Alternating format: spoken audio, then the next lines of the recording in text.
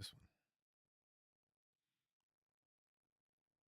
Is there some shit going on with my mic? There better not be. There better not be some shit going on with my mic.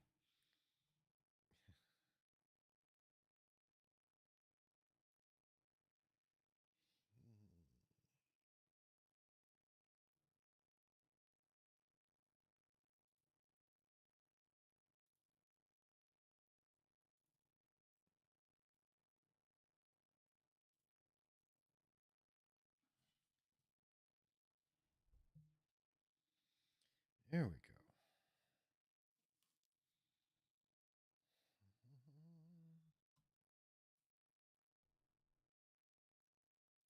Let's get some shit chatter in before I decide what I'm going to play and when and how.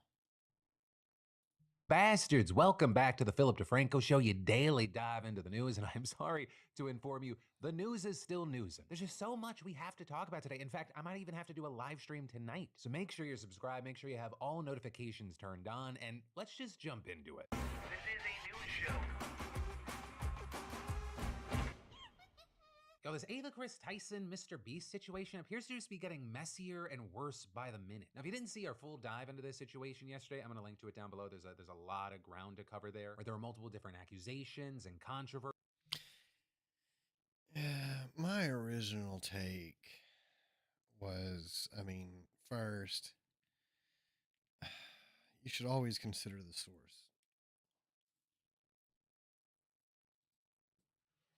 And one thing I noticed is at the very heart of the controversy, and this is before we get to what was actually said and whatnot. The source, the main source of the controversy, was someone who obviously had an agenda. He was an openly bigoted person. They even admitted in their video, and I don't know how and why it got overlooked, even got overlooked by Phil.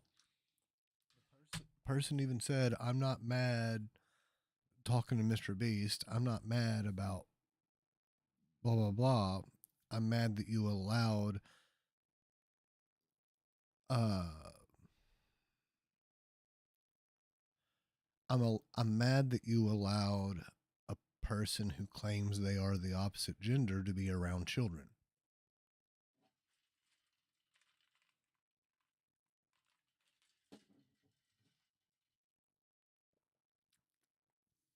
There's your full confession from them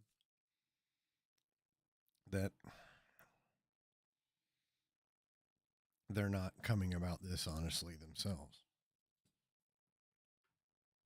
I mean, they're telling you, oh, this is purely motivated by my hatred of trans people. Why is that important? Well, that's important because then everything that follows is going to be skewed and slanted in a way that supports that motivation, which is why when these things happen, the screenshots, oh, but look at this conversation, and then the conversation will be one or two comments, a screenshot of one or two comments from the conversation. And that's it.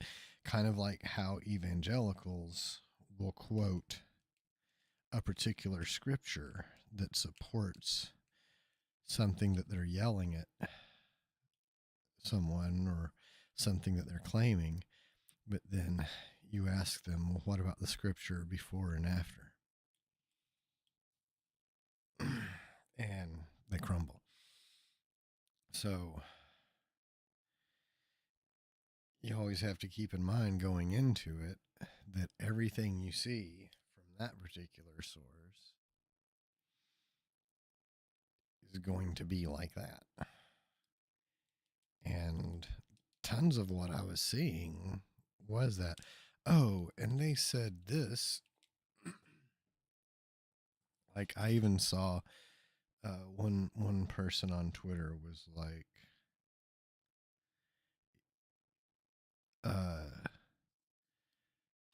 Yeah, it was in Phil's video where one of the accusers had made the comment when he was like, and these people are saying, and it was like a person had made the comment. I guess it was a screenshot or something, um, where someone was saying, and look, they made this comment in a Discord where they knew there was uh, at least one kid or something, one underage person or something, and it's like, and then that's where I got to get into the once again. I mean, y'all are arguing dishonestly because these are people who openly talk about sex and things and get really inappropriate in the things they're talking about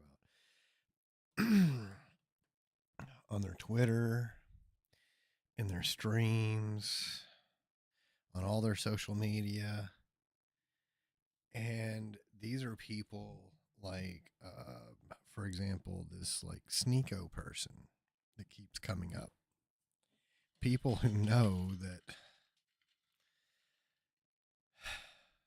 an odd portion of their audience is kids. Yeah, that's something that needs to be said out loud. These are people who they know that an odd portion of their audience is kids. And they know this because just watch, they're talking directly to them. But yet they are highly inappropriate all the time. So by the accuser's own standards, they themselves are as bad, if not worse. Worse in most cases because you got those people talking about it all the time.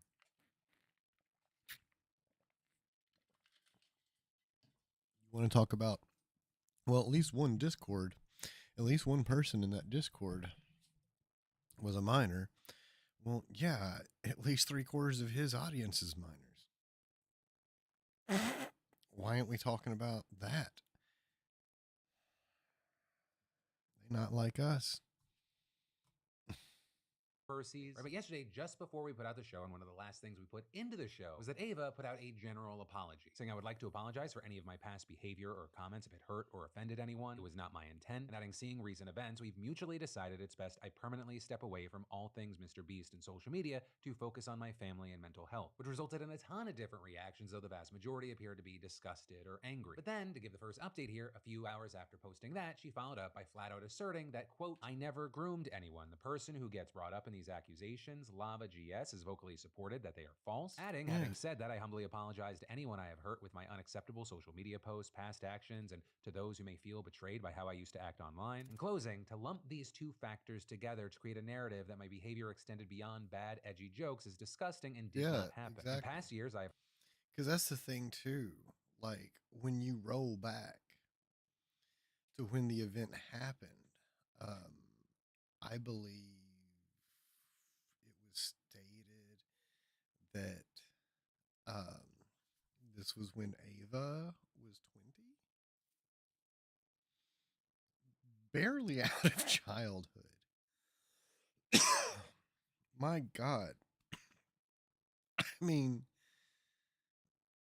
here's the thing. And this is why this is just like such a stupid overreaction. Here's the thing. People like you go to social events, you go to these social events out and about.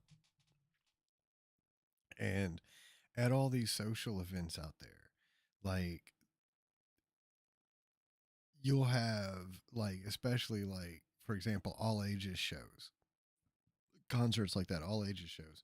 You'll have people from like 15, 16 on up to like 20, 21, because that's the under 21 crowd.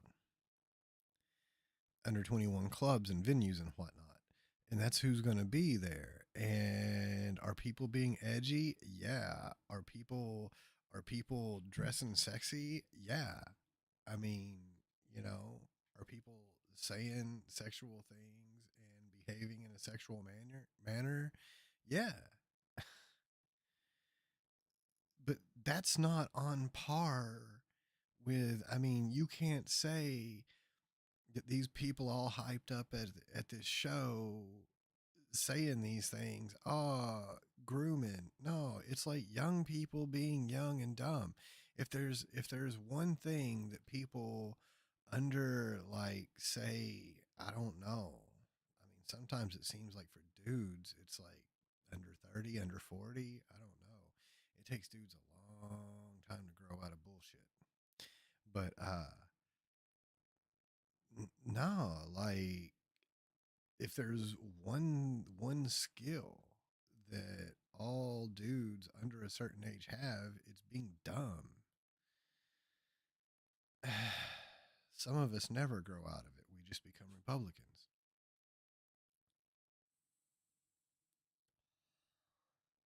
But that's not that's not the same. And and like, people, and that's the other thing too. People are trying to equate the fucking joke about the nudes. They're trying to link the joke about the nudes with her being trans. But the joke about the nudes was before she was out as trans. I mean, it don't make no sense. It was dudes being dumb and edgy.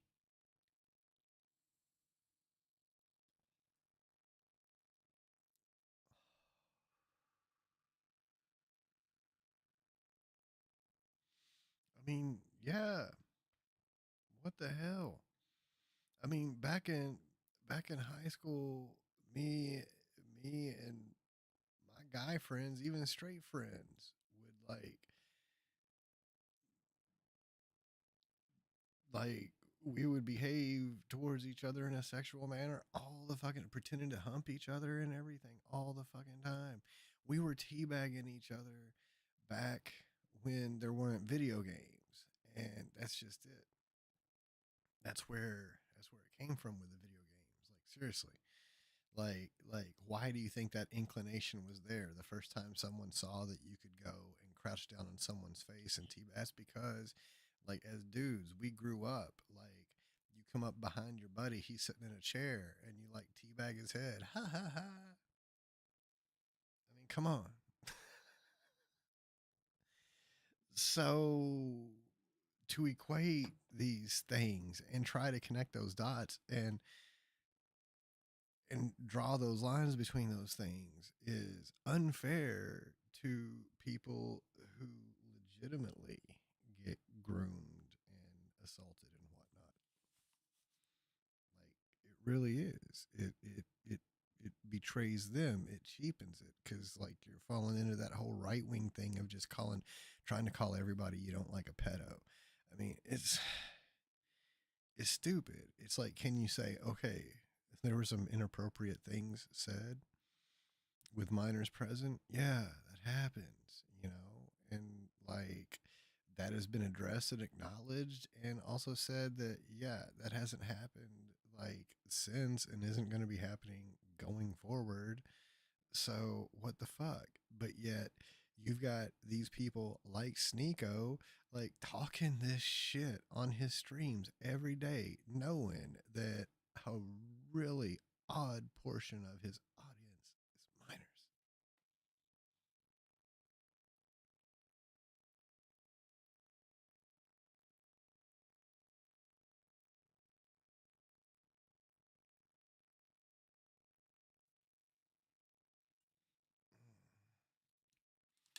Like, when you hear people talk about, like, what's going on Kick, you know, like, some stereotypes are born out of, it's like what they say, like, all myths are born out of some speck of truth.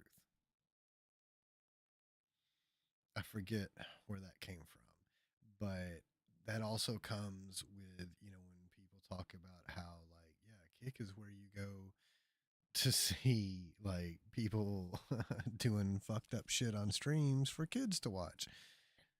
There's a reason that gets said. I've learned that my old humor is not acceptable. I cannot change who It's even being said by some of the kids watching it.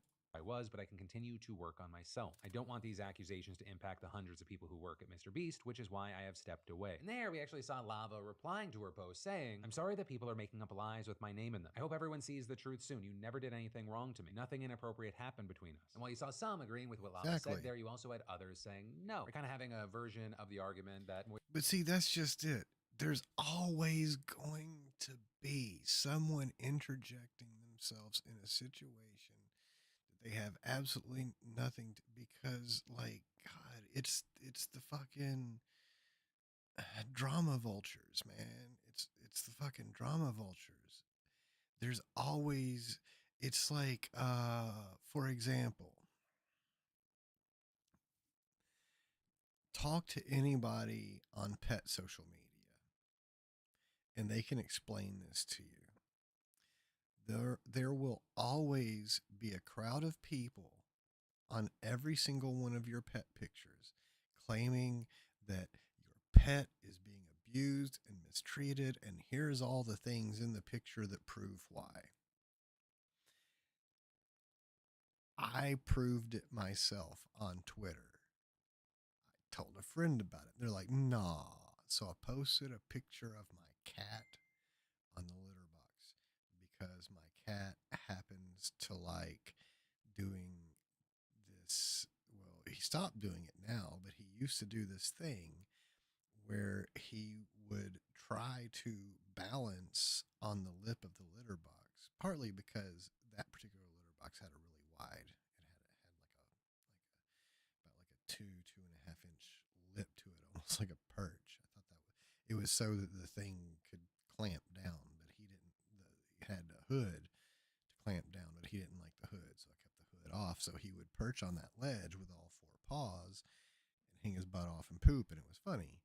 And so I took a picture and then I posted it and I said, "Look at my funny cat." And sure enough, it was within 15 minutes, someone was going, "Oh my God, look at the poor thing. He's terrified. You can see in the way his toes are struggling to cling to the edge of the litter box. Why would you do this to him?" And I was like, what the fuck? So yeah, there's always going to be people going, "No, you really were groomed. You really were abused." And this and that people is what actual gaslighting is. People call everything gaslighting these days. Even if you disagree with someone, "Oh, you're gaslighting me." But no, that's actual gaslighting. When someone is telling you, "Yeah, y'all got it wrong. You looked at a bunch of stuff out of context, took it out of context, and formed a narrative in your head that didn't exist." Were there inappropriate jokes made between young, dumb people? Yes, there were, but Noah wasn't groomed. And then people, "No, you really were. You really were." Okay. Just remember, those are the same people who will tell you that your cat pooping in the litter box means he's terrified and abused. Voice Critical had when we talked about him yesterday. And in fact, he posted another video last night where he talks a lot about Lava's defense of Ava. And I'm not trying to be some kind of armchair psychologist because I'm just, at the end of the day, a little reptile brain idiot. But I really do feel like in a situation like this, it's very difficult to process just how inappropriate or unacceptable something was when you lived it. But in No.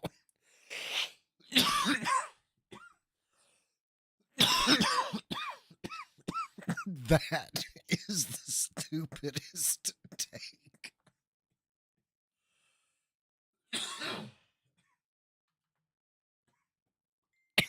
And those words are literally being an armchair psychologist in the worst and most backwards fucking way. It's impossible to know how bad something was if you lived it.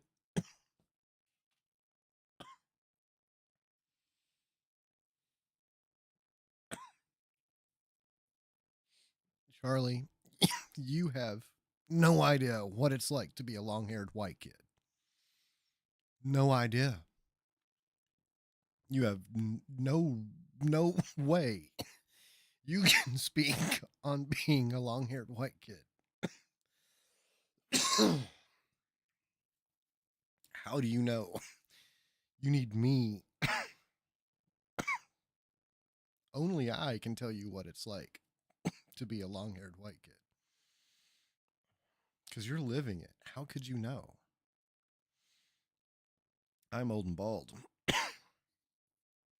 I know what it's like to be young and have long hair. You don't. Reality, no child should have this kind of relationship with an adult where you're joking about sending. Once again, you're looking at this very specific window, okay? Here's the thing, full context, there was all kinds of people involved. I saw that shit too. It was even pointed out. It was on Discords and in chat rooms and stuff, and on Twitter. This isn't the equivalent of Ava singling one person out and targeting them and grooming them. Because I guarantee you,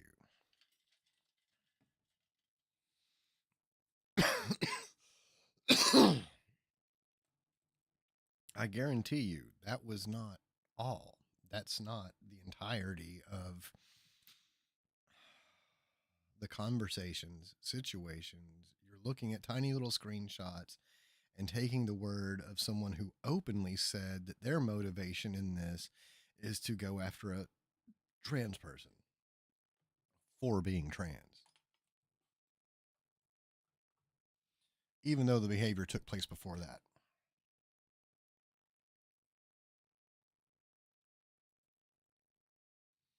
We even saw in the screenshots that were taken that the profile pic was pre-transition. So, yeah, but that's beside the point. Like, of all, there is nothing dumber a person can say on this situation. Nothing dumber than, I'm not trying to be an armchair psychologist, but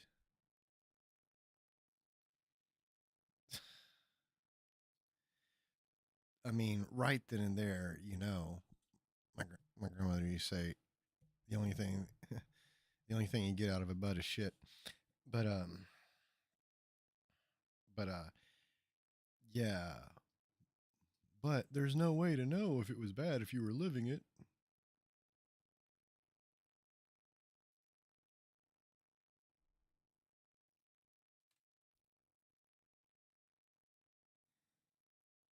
You're trying to gaslight this fucking person, like literally.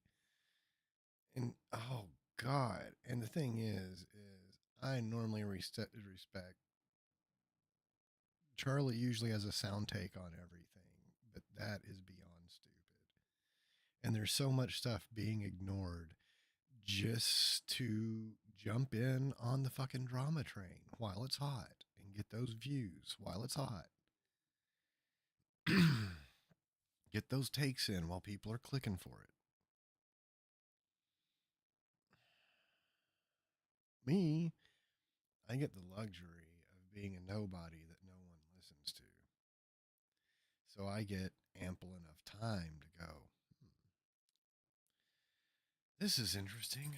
Let's learn more. And then I dig in more. And then I start noticing all these things. I'm not concerned with jumping into the mix.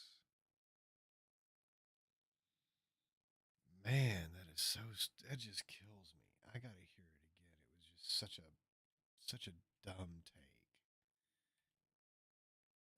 a version of the argument that Moist Critical had when we talked about him yesterday. And in fact, he posted another video last night where he talks a lot about Lava's defense of Ava. And I'm not trying to be some kind of armchair psychologist, because Yes, you are, because what you say, your fucking words after this literally are. I'm just, at the end of the day, a little reptile brain idiot.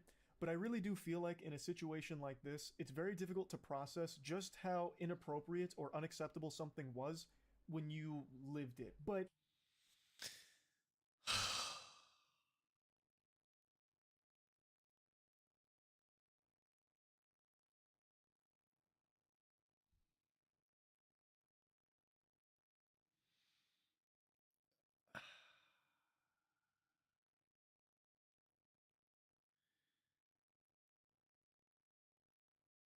There is no dumber take.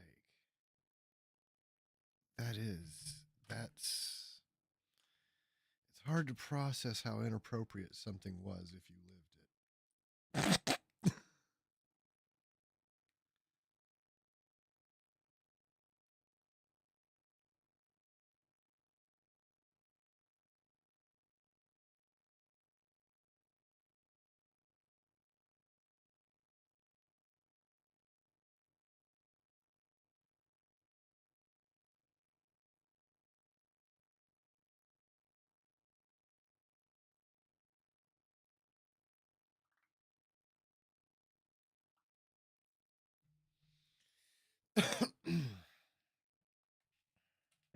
in reality, no child should have this kind of relationship with an adult where you're joking about. But see, once again, you're trying to.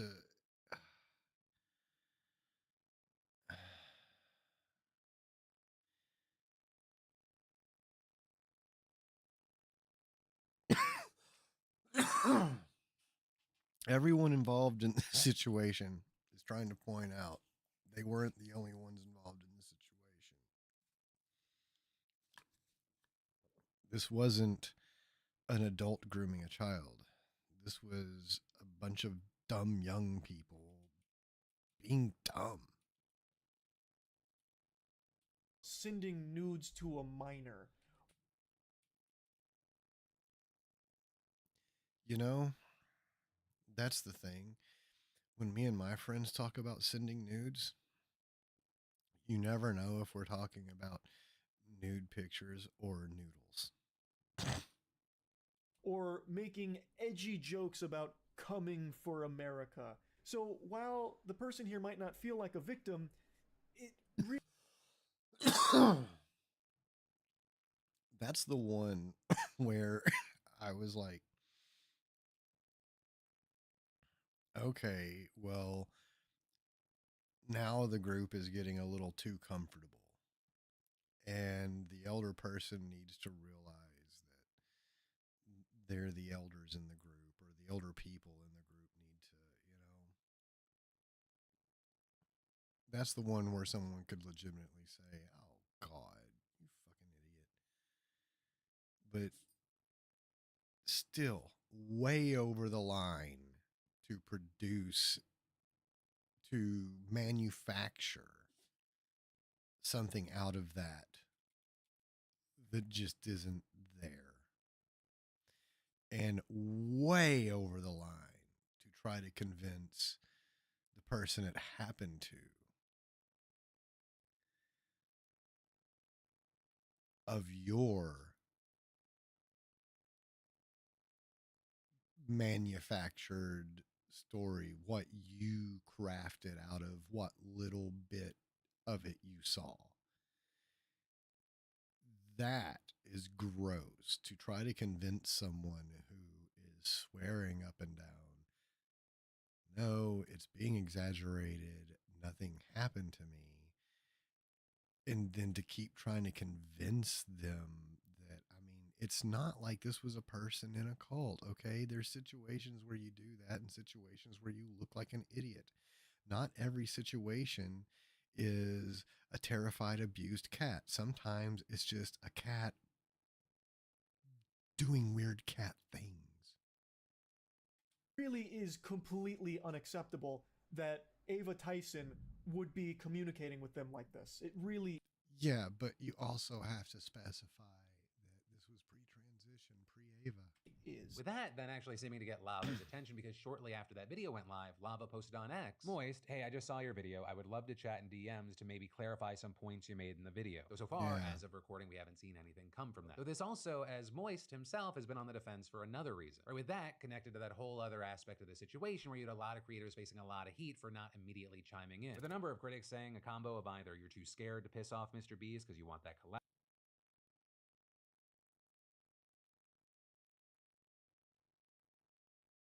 or you're trying to avoid talking about Ava, even though you came for Dr. Disrespect's throat when the allegations against him came out. But he is Also, there speaking you about had it, many, though. including Moist himself, saying, he actually did chime in on the Ava situation.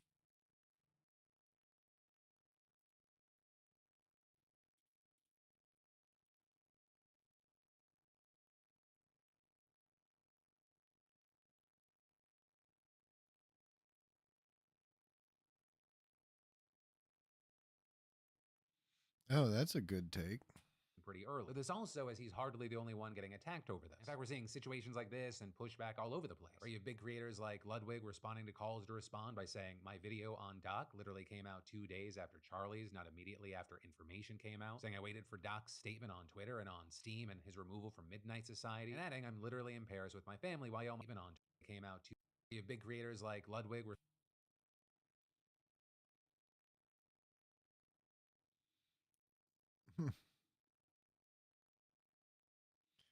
And look, misgendering right there. Good responding to God. calls to respond by saying, "My video on Doc literally came out 2 days after Charlie's, not immediately after information came out." Saying, "I waited for Doc's statement on Twitter and on Steam and his removal from Midnight Society." And adding, "I'm literally in Paris with my family while y'all motherfuckers so horny for a statement." Also, we're seeing a number of those who did speak out still being hit with a Uh-oh. Said the word horny. number of people still going after Pokimane and Valkyrie, who we talked about yesterday. We're seeing many shifting Knowing their there's at criticism least one child on Twitter. from "you aren't talking about this" to "you didn't go in against Ava."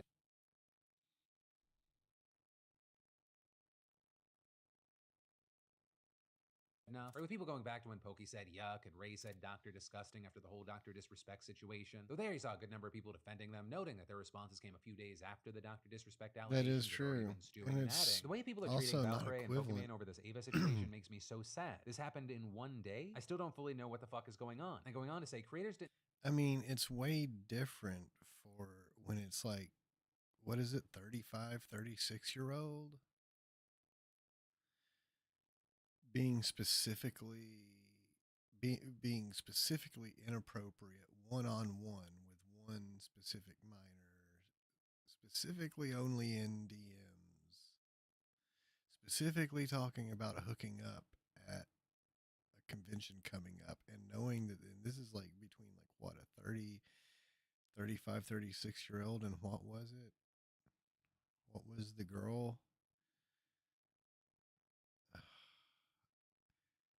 I want to say 17, but I think I'm confusing that with the Matt Gates thing. Maybe it was just stated she was just a minor and it wasn't said what specific age it was. But still, that's way different than like groups of people being dumb with each other. It's not the equivalent. It doesn't line up. You can't compare a truck to a helicopter. didn't speak up against Dr. Disrespect until he made a statement himself. Ray and Pokey made statements condemning the behavior. What more do you want? We also saw Ray defending herself, saying she felt pressured to put out. I mean, I'll say myself, yeah, like people in their 20s shouldn't be behaving like that with 13-year-olds under any circumstances. But being stupid like that isn't the same as getting in someone's DMs and talking about hooking up with them at a convention. That's fucking, one is a grown ass adult trying to hook up with a kid. The other one is like I said, people who would be in the same room at an all ages punk show, behaving the way people like that behave when you still got dumb dumb lizard brain. There was nothing said in any of that that was actually talking about like anybody hooking up, or there wasn't any sexy talk. It was fucking bro talk.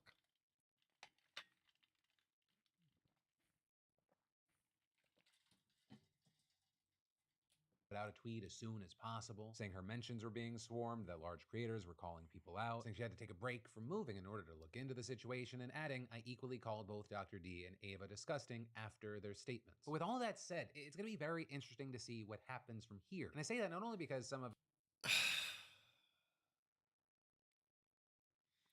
You know what the most fucked up thing about all this is?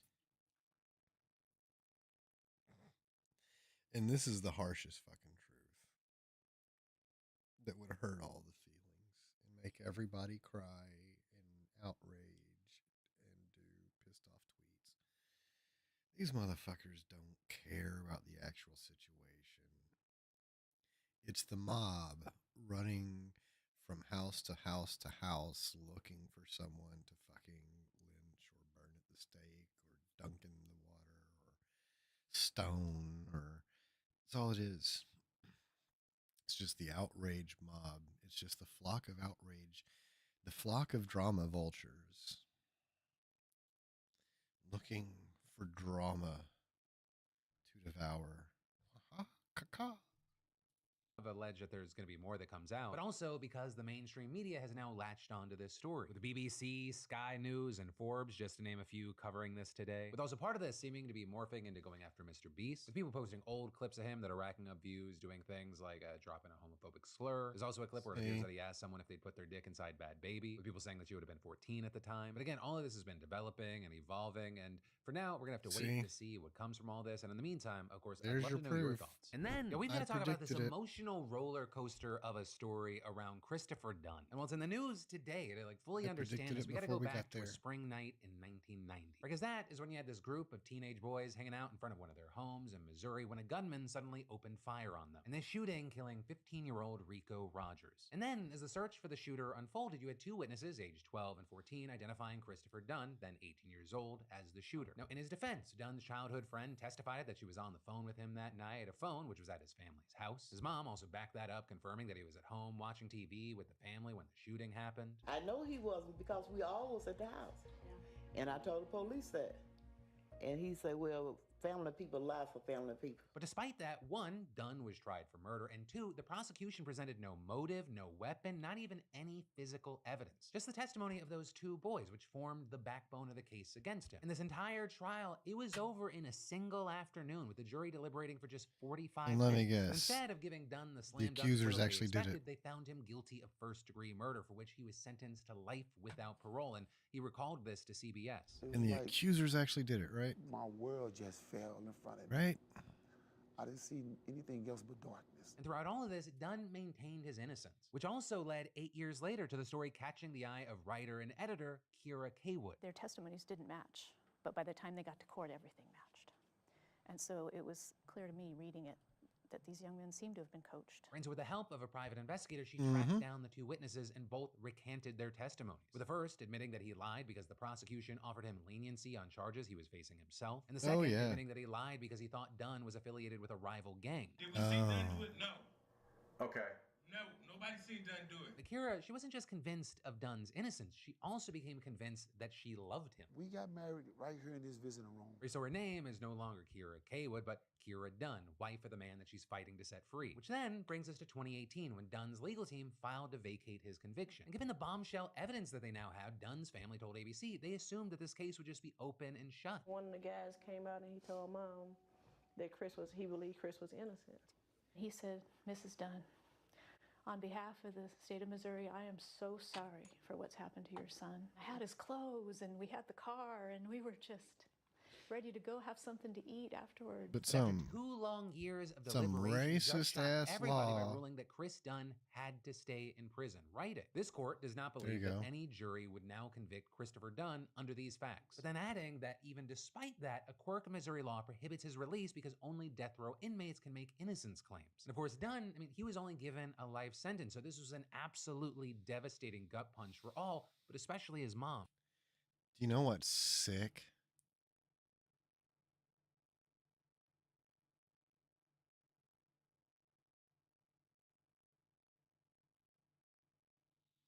Would appear to limit. No. Courts and judges are allowed discretion. They could let him go if they wanted to. They literally could because they do it all the time. It happens all the fucking time. There's shit that doesn't even go to trial because like the judge uses their discretion. They're pretending.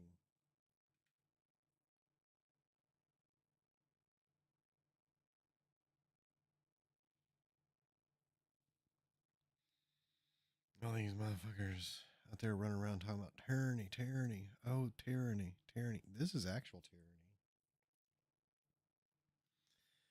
When you've got the legal system straight up admitting, yeah, this man doesn't belong in jail and should have never been locked up in the first place. But then saying, but yeah, but we're going to pretend we can't let him go.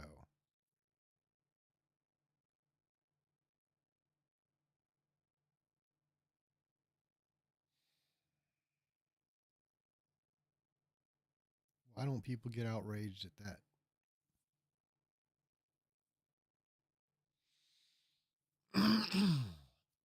Why don't people show up on the lawn over that? It's just hard. I'm tired. Sick. It's sick. Sick. Sick.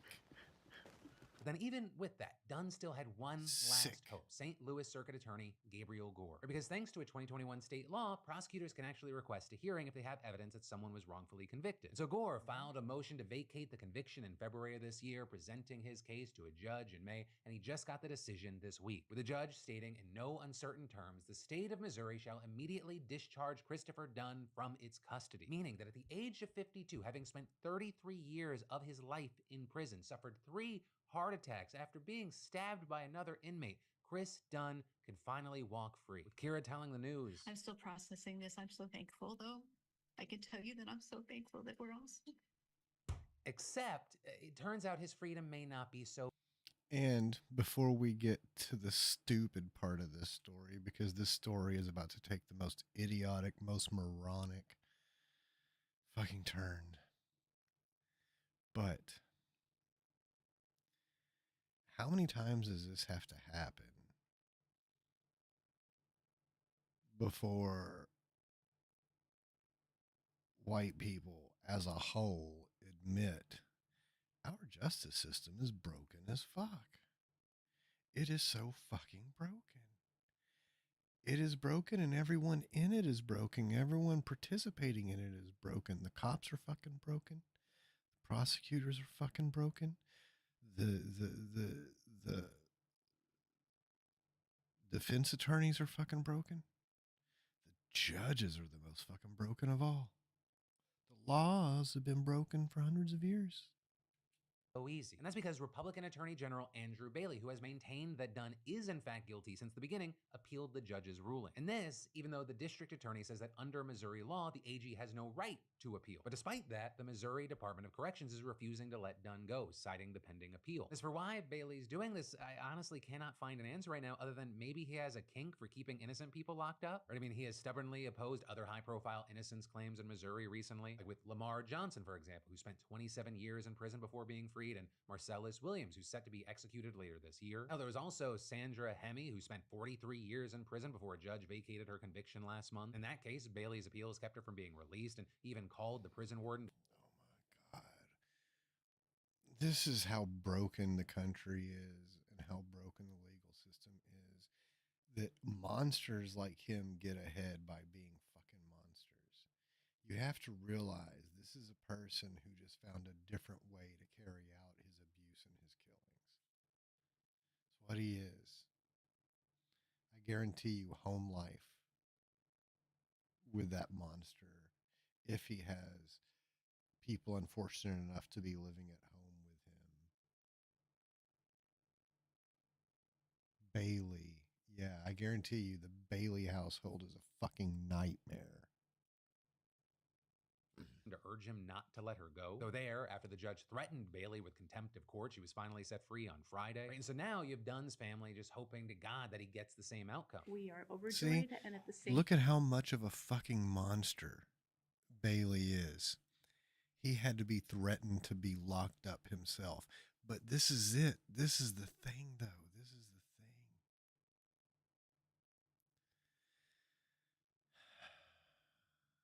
The most major thing that we're overlooking. The fucking prison cooperated with Bailey. So why are those motherfuckers still working in that prison that cooperated with him? They willingly and knowingly did the wrong thing.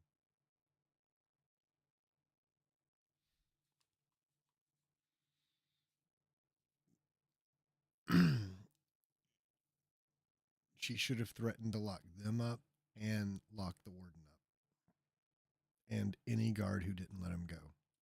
same time, we're also Put afraid them all to on fucking public really notice. exhale until Chris actually takes his first free steps and feels the free ground against his feet. When that happens, I think all these feelings we've been holding on to for so long will finally erupt. But then, just to take a minute, y'all, the recent news cycles have just been wild. And I know that, for many, it's hard to know when you're getting the full picture, which is, what we strive for when creating the PDS each day. But that's also where today's sponsor, Ground News, comes in. See, Ground News' app and website combine news from across the political to read the Oh news. my And then, goodness, so this oh. Benjamin Netanyahu situation has just stirred up a major Fuck shitstorm in American politics. Where for the first time in nearly a decade, the Israeli leader addressed Congress today, and tensions have been insanely high both inside and outside the Capitol. I mean, yesterday, there were hundreds of pro-Palestine protesters arrested inside a congressional building. And today, thousands of demonstrators descending on the Capitol ahead of Netanyahu's speech. Meanwhile, I feel about Congress Netanyahu. visit is highlighted. I feel about Netanyahu the way Republicans feel about George Soros. The sharp divides among members on Israel and his leadership during this war, particularly among Democrats. Netanyahu really is what the right accuses George Soros of being. In fact, we saw dozens of members announcing beforehand that they'd be skipping the address and protest. With, according to Politico, at least 18 House Democrats and 9 Senate Democrats saying publicly they'll miss the speech. With that, including key members of leadership in both chambers, prominent Jewish leaders, and high-profile lawmakers like AOC, who said in a tweet, "It is a dark day in U.S. history when an authoritarian with a warrant request from the International Criminal Court is allowed to address a joint session of Congress. 40,000 Palestinians are dead. Hostages aren't home. Netanyahu is a war criminal. I will be boycotting his address." This was also echoed by Rashida Tlaib, the only Palestinian American in Congress, who said in a statement, "It is utterly disgraceful that leaders from both parties have invited him to address Congress." Beyond that, we've seen others blasting the event as a political stunt, and this even including some Democrats who are attending the address, with some arguing the Republican leaders knew that it would put a strain on Democrats when they invited Netanyahu. Right, and this is foreign leaders usually address Congress in coordination with invitations from the president, but here it was actually Republican House Speaker Mike Johnson who led the effort, not Biden. A move that, emphasized theater, the political theater for Netanyahu in Israel while driving a wedge all between Democrats just political months before theater. a chaotic election. And this at a time when Democrats are trying to unite around Kamala Harris. Also, all notably political here, theater. Harris skipped the address, even though it's customary for the vice president. And also something Phil hasn't pointed it out yet. I hope he does. But as expected, the response to the people who don't give a shit about listening to Netanyahu speak are being accused of being anti-Semitic for feeling that way.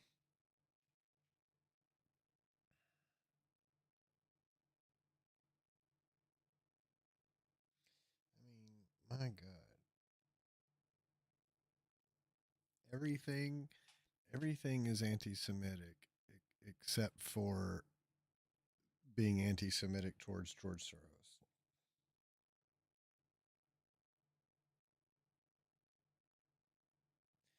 You can use all the anti-Semitic slurs and tropes you want against George Soros. But yeah, if you don't want to listen to Netanyahu speak, you're anti-Semitic. To preside over these events. So there, her aide said that it was because of a previously scheduled conflict and not a reflection of her views on Israel. In general, Harris has made sure not to stray from Biden's staunchly pro-Israel views, and she's actually set to meet with Netanyahu while he's in the States. But despite that, we saw Johnson seizing on her absence, trying to politicize it, condemning her, even though apparently there was this. She had a prearranged thing. He invited Netanyahu after her thing was already scheduled. And they're doing this thing, and fuck him. God, I wish I was a member of Congress because I would love to go on camera and I would straight up call him out for it. I would call him out. He's being a skeezy little bitch trying to make people jump through hoops because that's the Republican strategy. That's what they do. They're fucking abusers and they have abuser mentality. So they try to make everyone constantly jump through their little hoops and do what they want. They think they've got everybody on a leash. That's why they were doing the whole, I demand Biden show himself to prove he's alive. It's just a thing. They want to prove that they've got power, that they can control everyone. And that's the same thing with this skeezy little runt, fucking Mike Johnson, trying to think he can arrange this thing and then force Harris to show up when she already had a prearranged engagement. It's like, no, you have to stop and do what I want. Fuck him. This conflict and saying, Madam Vice President, I would call him out on the floor of fucking Congress for that too. I would walk straight out onto the floor of fucking Congress. Say, yeah, I make a motion that you admit to this shit. And if not, then at least admit you're a spineless little sniveling shit. You say you want to be the leader of the free world, and yet you can't bring yourself to sit behind our most important strategic ally in this moment. That is not a good look for you. It is not a good look for America. It's not a good look for her party that she aims to lead.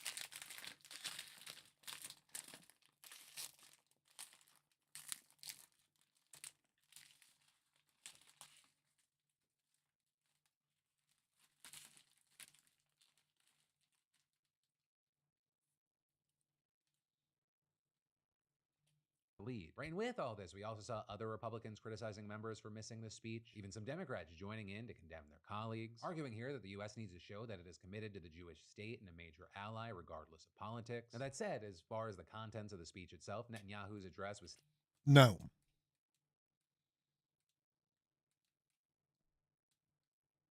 Draw the line right fucking there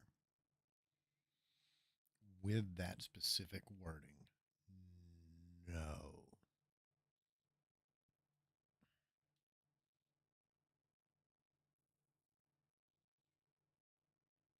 The Jewish state, regardless of politics, make up your fucking mind.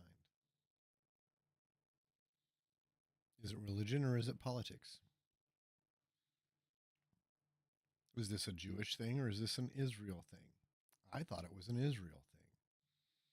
But their game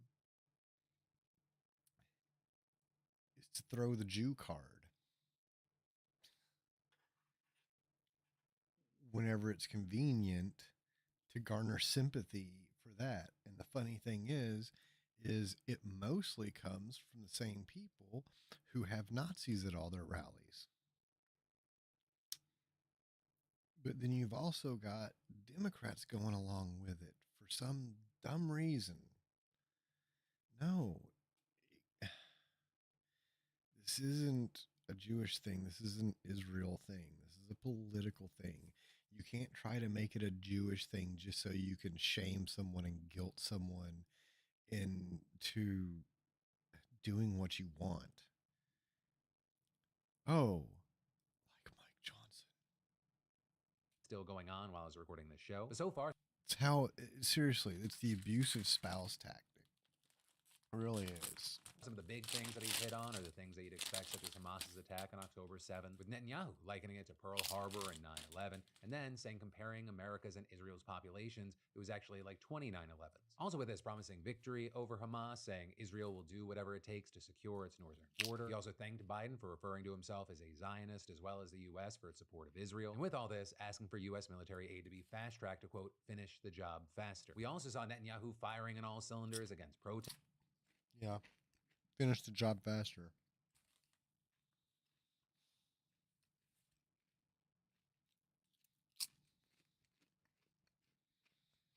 They want the protesting to stop so they can, like, wipe out everyone that's left and take all the land for themselves.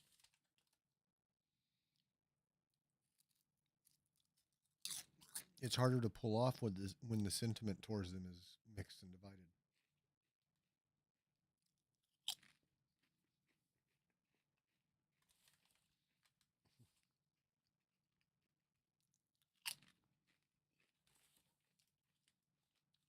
I mean, the Palestinian people aren't bad for being Palestinian.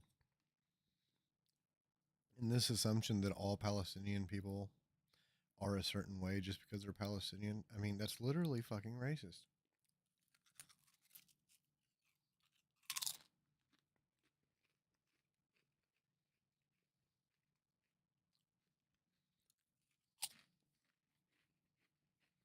So this whole,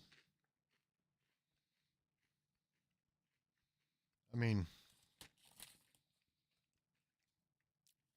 if Bill Maher was to come at me with that dumb line about, like, yeah, gays for Palestine, well, why don't you go to Palestine? I'd be like, well, I'd rather not. I don't want to get blown up by an Israeli missile. Ha ha ha ha. Protesters. Incredibly, many anti-Israel protesters, many choose to stand with evil. They stand with Hamas. They should be ashamed of themselves. For all we know, Iran is funding the anti-Israel protests that are going on right conspiracy. now outside this building. Well, I have a message for these protesters. For all we know, Iran is funding them.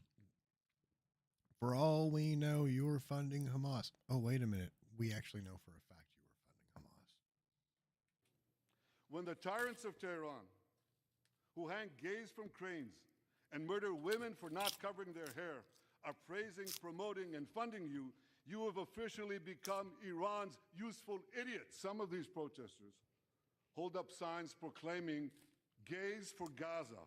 They might as well hold up signs saying chickens for KFC. But for now, that's where we're gonna have to end this, because again, this is still ongoing as I'm finishing up today's show. So very likely I'll be adding to this tomorrow, as well as talking about the responses. And in the meantime, I'd love to know yours. Let me know what you're thinking and why in those comments down below. And then, when we've got things like burn pits, atomic bombs, weapon shockwaves, you have to ask, how many more ways can we poison and injure our soldiers? Well, apparently there's one more. Say hello to Karshi Kanabad, or simply K2 for short, a military base in Uzbekistan. See, it's a former Soviet air base that the United States used to strike targets in Afghanistan after 9/11. But it also happens to be a former chemical weapons processing site. So when the Americans arrived, they found tons of old debris, including what appeared to be enriched yellow cake uranium, right? A highly radioactive substance that littered the ground in clumps and was spread everywhere in powdered form. And that form matters because it means that it gets picked up makeup in the air that you inhale, as well as the water and the soil. In fact, according to the Associated Press, the uranium radiation levels in the soil, they were up to 40,000 times higher than would be expected if it were just natural uranium. And even though an Holy shit. environmental ground team found unambiguous contamination there, the U.S. military built a sprawling tent city at K2, with it sending more than 15,000 soldiers there between 2001 and 2005. And all the while, rain and Holy wind shit. frequently stirred up the contaminants, which then brings us to the fact that of the 5,000 vets that advocates have gotten in touch with, more than 1,500 have self-reported medical conditions. With us talking about what you'd expect: cancers, neurological conditions, reproductive system problems, a large number of birth defects and bone conditions, among other issues. But despite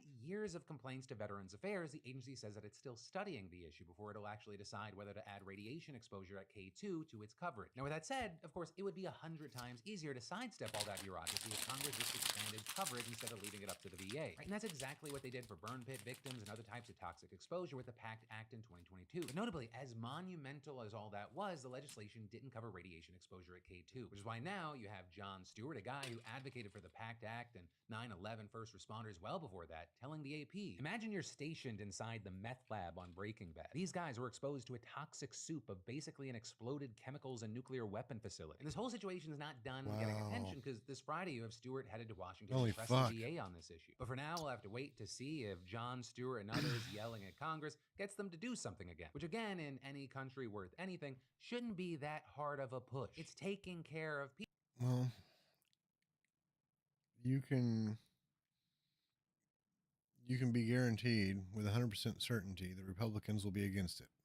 People who took care of the country. But, you know, America. And then, y'all, it is over. That doesn't work. It's over for Senator Bob Menendez, because he has just announced that he will officially be resigning next month. And this coming as he faced tons of pressure from his Democratic colleagues to step down after he was convicted by a Manhattan federal court jury last week in a sweeping international bribery scheme, with Menendez actually being found guilty on all 16 felony counts for taking hundreds of thousands of dollars in bribes in the form of cash, gold bars, and a Mercedes-Benz from 3 businessmen. Oh.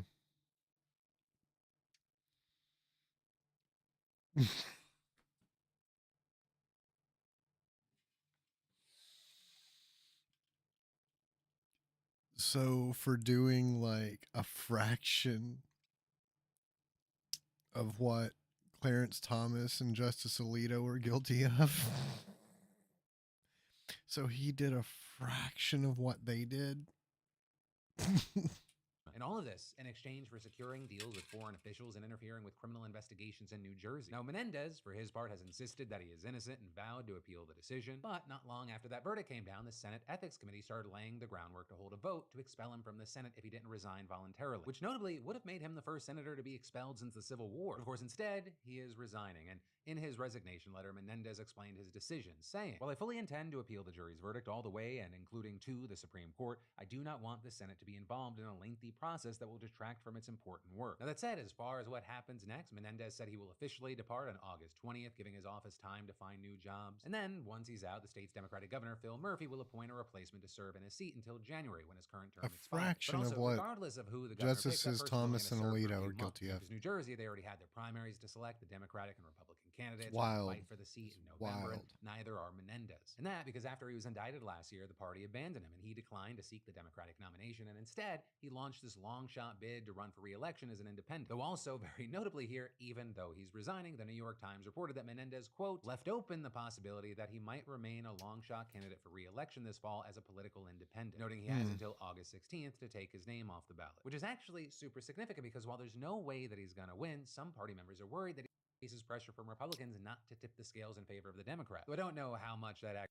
Grab what you want while you can. I know you'll love it. Every single race. And then gunshots, motorcycle accidents, balcony falls, high-speed winds throwing equipment around. Right? Those are just some of the hazards that have led to severe injuries and even deaths on film sets in recent years. In fact, Amazon Studios alone has had 3 incidents in less than 5 years that have left people dead or seriously hurt, like John Farhat. Before working on the set of Amazon's holiday movie Candy Cane Lane, starring Eddie Murphy, John was a 33-year vet of Hollywood. He'd overseen the computer-generated graphics on more than 20 films over his 3 decades. He had become an in-demand visual visual effects supervisor. Hell, he was even nominated for an Academy Award for his work on The Mask. But in March of last year, John got seriously injured in an accident on set, and he's been mostly bedridden ever since, which is why in September we saw him sue for negligence. And according to John's lawsuit, the production for Candy Cane Lane was a disaster, saying the director was frequently requesting rewrites, completely changing the movie, and the production schedule was disorganized to say the least. Like, for example, the producers were demanding a flaming 15-foot Christmas tree, but the weather kept pushing that shot further and further back. That is until March 29th, when they just decided to press forward despite gusts of wind of around 30 miles per hour. And in his lawsuit, John said that the tent that was meant to protect the equipment, it wasn't secured properly to the ground, leading to a strong gust, sending it flying. And that tent, he said, it speared him in the back and it threw him into the air before he fell to the ground unconscious. In fact, John actually made a video simulation showing exactly how he was injured. And this accident broke 5 of John's vertebrae, 2 ribs, and even now, more than a year later, he is unable to sit and can't even stand for more than an hour, and he has to take an ambulance to and from his doctor's appointments. With John's wife saying she struggles watching her husband, a staple in the Hollywood crew world and also a helicopter pilot, just waste away in front of a television now, saying it's like putting a hummingbird inside a box. And while he's obviously struggling physically,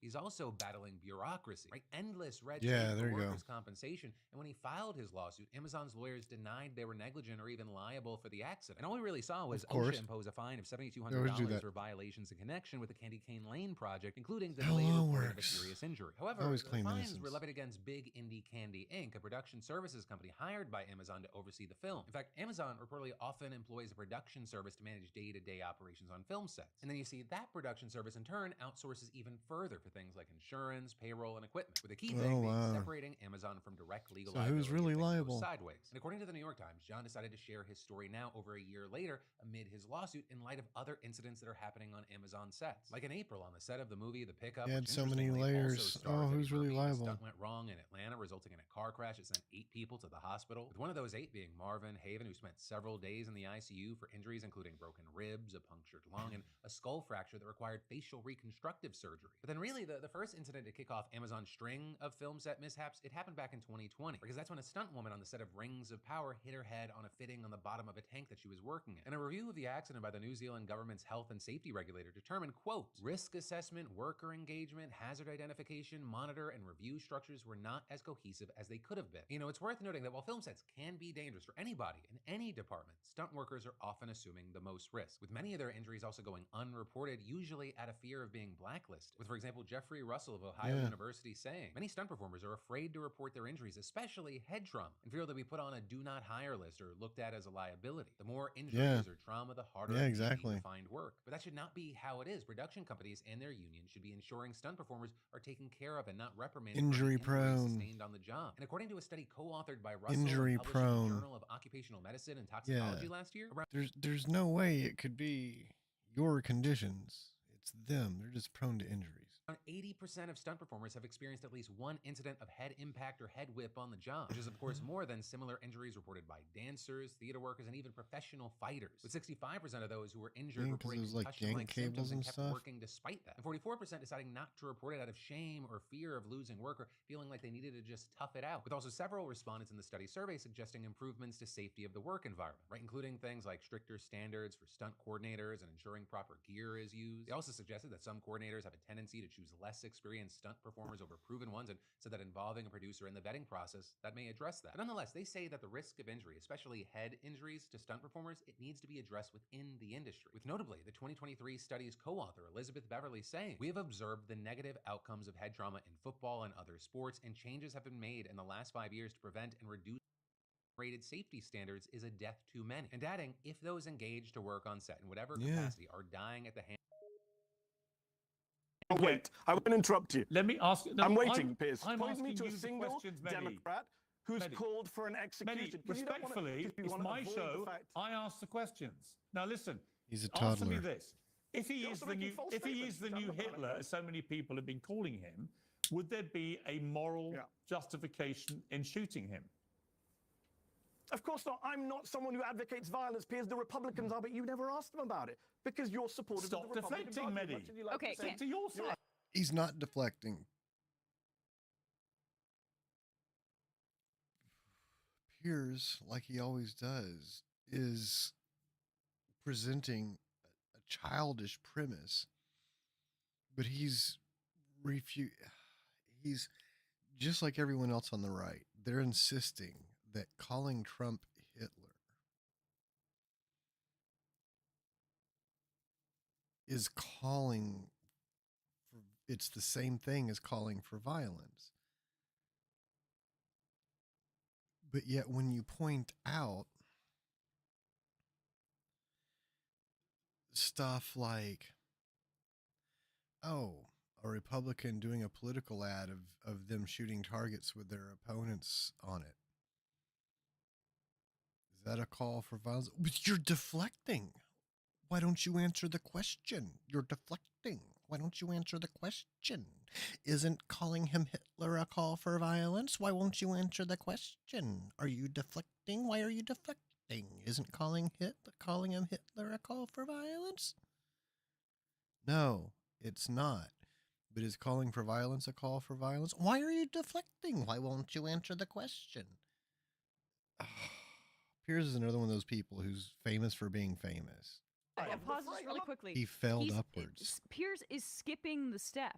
He's saying calling him Hitler is an incitement to violence because then people might think, wow, this person is so bad that they need to be assassinated. Okay, calling this political figure Hitler, comparing it to him, which, by the way, not Pelosi or, he can't come up with He says so many examples people because he can't say a specific high-ranking person. Exactly. So, but that's not what an incitement to violence is. The examples that Mehdi is giving are calls for violence. You can't say a comparison is going to be so extreme that it leads to someone concluding that violence is the answer. And he also said the no. incitement to violence is the call for violence. Right. All right.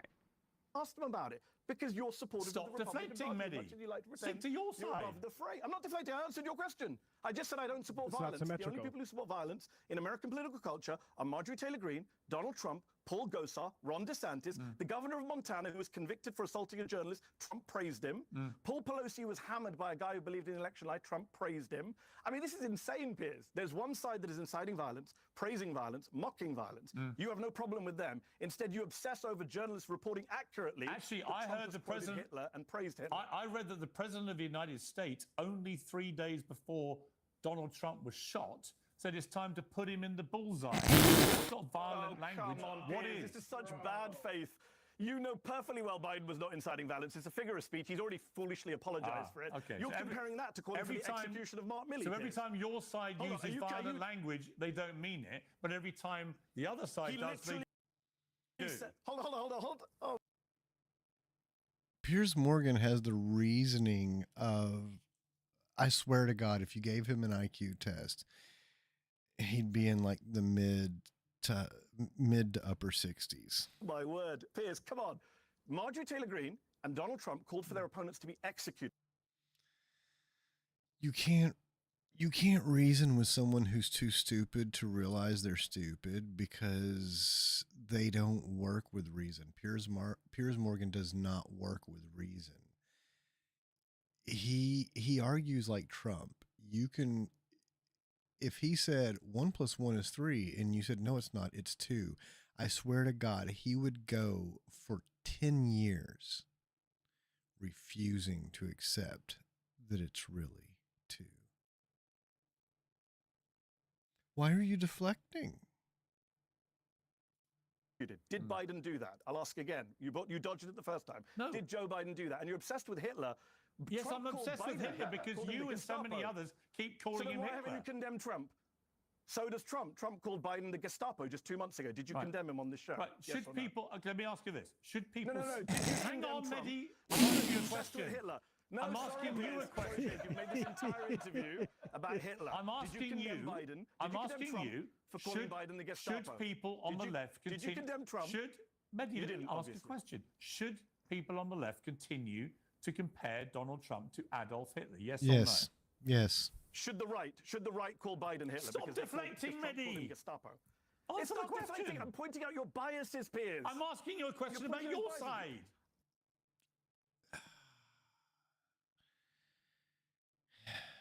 I don't know why anybody.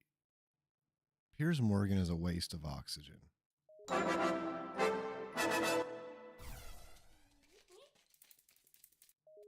Well, howdy there, Internet people. It's Bo again.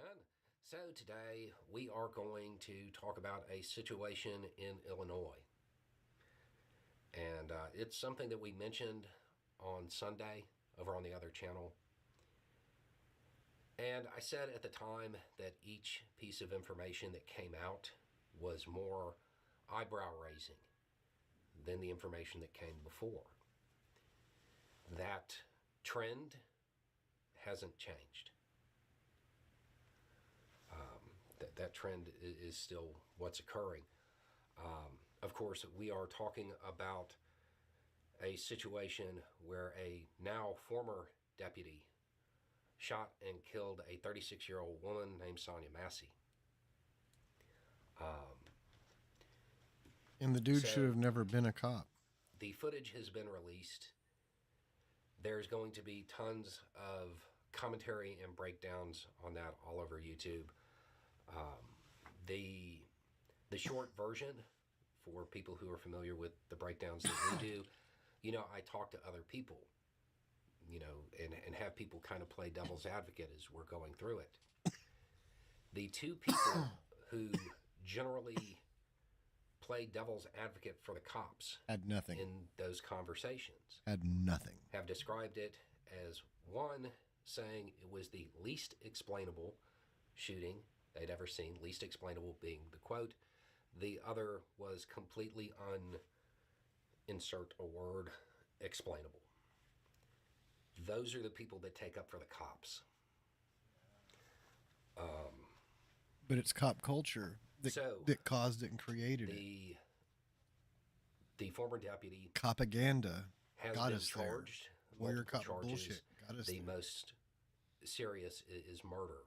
When are we going to start punishing the people who knew better than to hire them and give them a gun but did it anyway? When are they going to start being considered as accomplices? That's why in other industries, like, for example, at McDonald's has higher standards than police do because the manager doesn't, well, first off, your coworkers don't want to lose their job over your bullshit. And then you've got the manager who doesn't want to lose their job over your bullshit. And then you got the franchise owner who doesn't want to lose their franchise over your bullshit. In cops, that's all different. In cops, there is no incentive to do your job properly because even if you do your job completely wrong, it's the people that you just wronged that end up literally paying for it. Police settlements. Look them up in your area and look at how much police settlements cost your area. Because that comes out of the money that's supposed to go for your roads, your bridges, your schools, your sanitation. Oh, why is other local taxes getting jacked up? I don't know. How much of that money is having to go to pay off police settlements? Is there any way we can avoid that?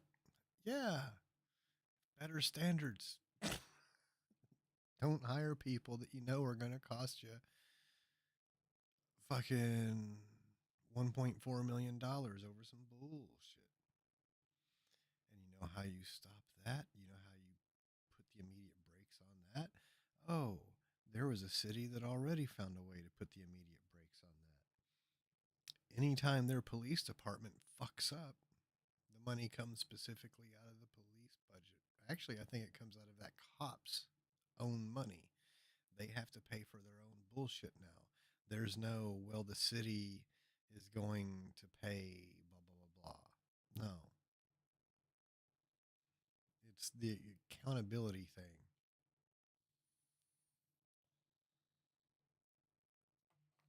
But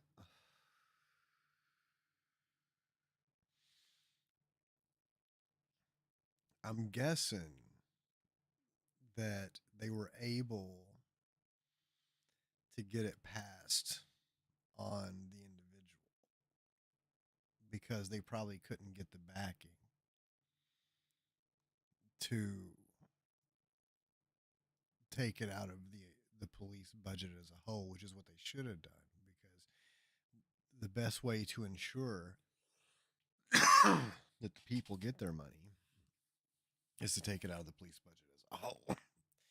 But I guess somebody probably argued collective punishment. Well, why should the good cops get punished for what the bad cop did? If I would have been in that room, I would have argued, well, wouldn't this be the perfect way to ensure that? Would this not be the perfect way to prevent us from having this conversation in the future? Having to revisit this idea when it is actually implied, would that not be the greatest incentive to not give that individual a badge and a gun in the first place? Wouldn't that be the best incentive to not overlook the fact that this cop that shot her, like, I mean, dude had like DUIs and something else on him. It's not like he had a laundry list of stuff. But I mean, when you go to the multiple DUIs and then the other thing, you know, it's like you just start to wonder.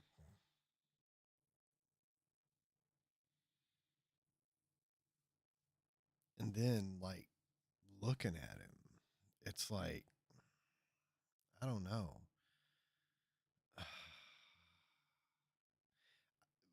When I first looked at him, I was like, he looks like a fucking TV cop. But, like, the cop on the TV show that turns out to be a bad cop. Like, he had the cop stash, the cop haircut, looked like he'd been getting a little supplemental help at the gym. It's just like, what the fuck? How do we know he wasn't in a roid rage? Because he does. He looks like the very first thing, because they keep showing his like rookie picture. And I was like, but yeah, but that's not the guy that I'm seeing in the video. And then, like, I forget what news source it was, but there was like, God, and that's the thing that's weird. Like, I just thought it was so fucking odd that I was like, but the cop in the picture isn't the cop in the video. Those are two different cops. But then found out, for whatever reason, all of the news outlets everywhere were only specifically using his like rookie recruitment picture, I guess, to garner sympathy for him. But then I saw, was it like one of the Vice type outlets posted like a recent picture of him, and that's when I was like, now that's the one in the video. And now that I get a clear look at him, like, my first immediate thought was like, that's the guy on The Rookie, or the guy on fucking Chicago PD that turns out to be a bad cop. And they have to do a whole episode on it. My understanding is that DOJ has also launched an investigation. The family is in contact with Ben Crump, Attorney Ben Crump. Now, as far as eyebrow raising beyond the footage, reporting now says that the cop had been with, I want to say, 6 departments in the previous 4 years. There you go. And I haven't personally checked this information out myself yet. Previous charges. And it hasn't broke at time of filming. I imagine it will. But I would be prepared to hear about his time before he was a cop as well. Yes. So there's more coming. I saw Vice at least Harris 2 DUI charges. Has called for police reform and said that Massey should still be alive, which, I mean, Biden also acknowledged that this just further illustrates and further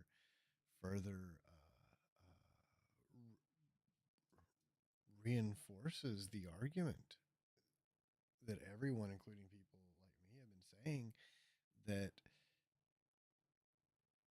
black people are way more likely to have this kind of interaction with cops than white people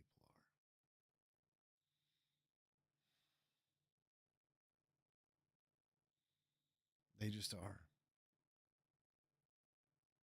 And Biden acknowledged that.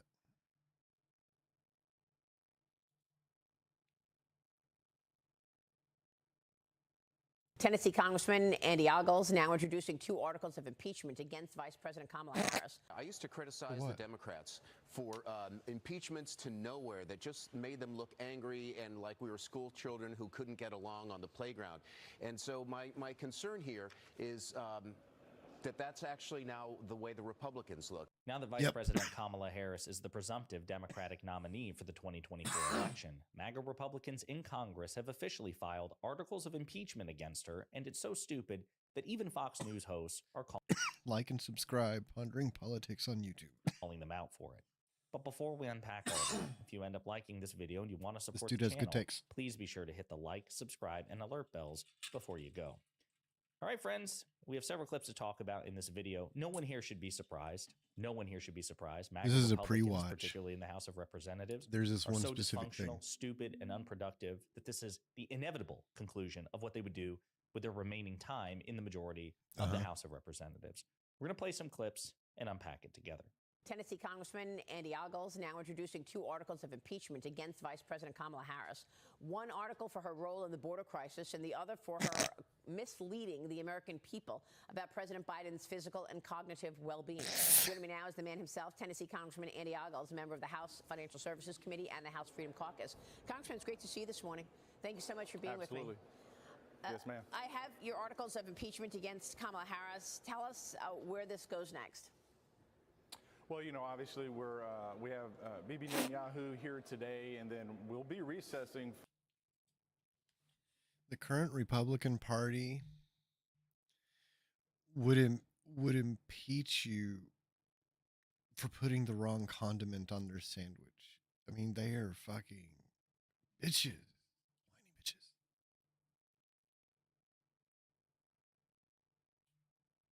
For much of August and the beginning of September. So there'll be a pause period, and then obviously I'll push to bring these up. But here's the thing. We have a crisis at the southern border. We are being invaded.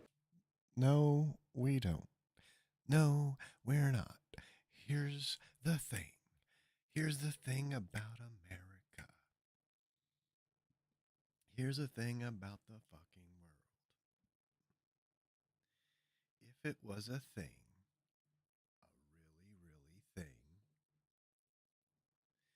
this fucker wouldn't be the only one talking about it. The Republicans wouldn't be the only ones talking about it. Do you know who'd be talking about it the most?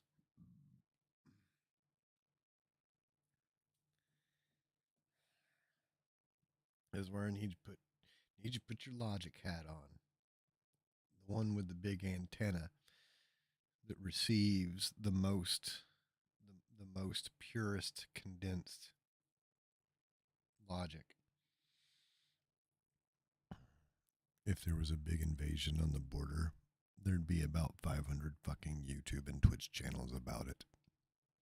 And they'd all be streaming it all fucking day. There would be at least a dozen Facebook streams. There'd be just as many fucking shitter streams. It'd be on Kick. It'd be on YouTube. It'd be on Twitch. It'd be on Rumble. Everybody would be fucking streaming this invasion all day, every fucking day. There'd be people.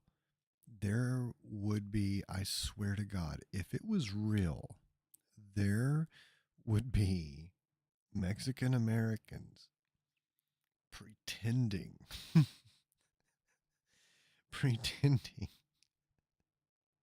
to cross the border and invade. They'd be carrying Mexican flags and doing war cries.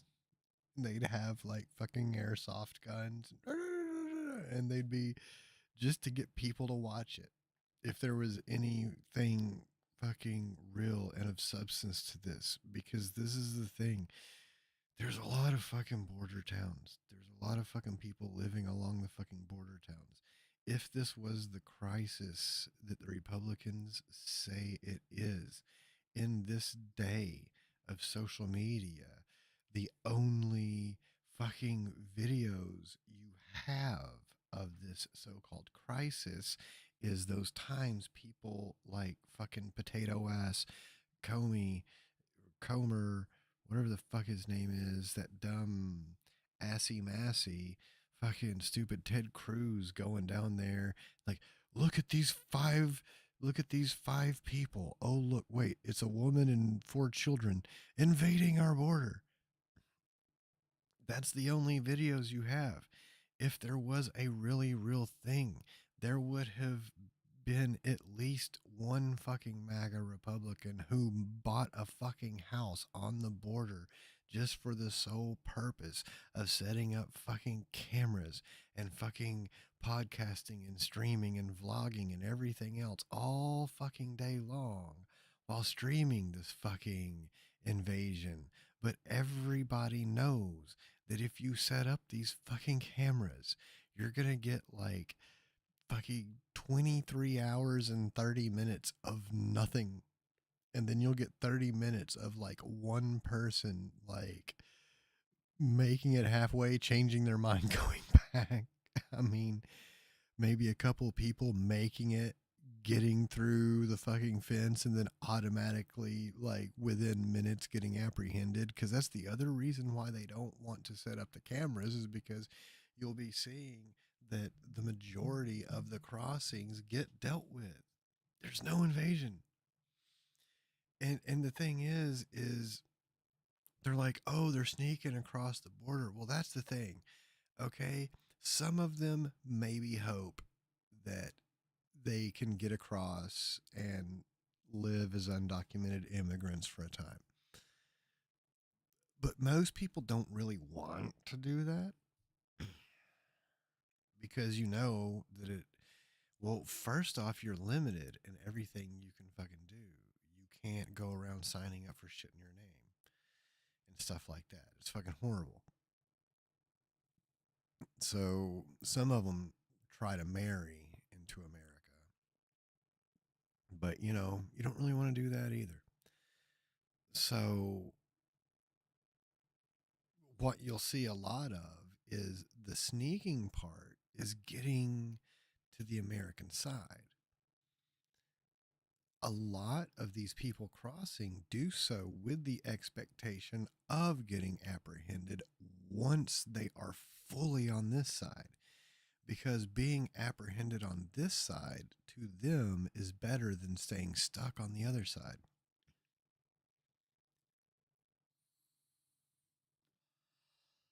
But even then, there's no fucking invasion. It's just not happening. Even these things, oh, there's a caravan. Yeah. But it's not a caravan by the time they get to start crossing. The reason they're traveling in a quote unquote caravan, and it's not a fucking caravan. It's safety in numbers. Like, I know everybody has seen fucking footage of the people who ride the trains overseas.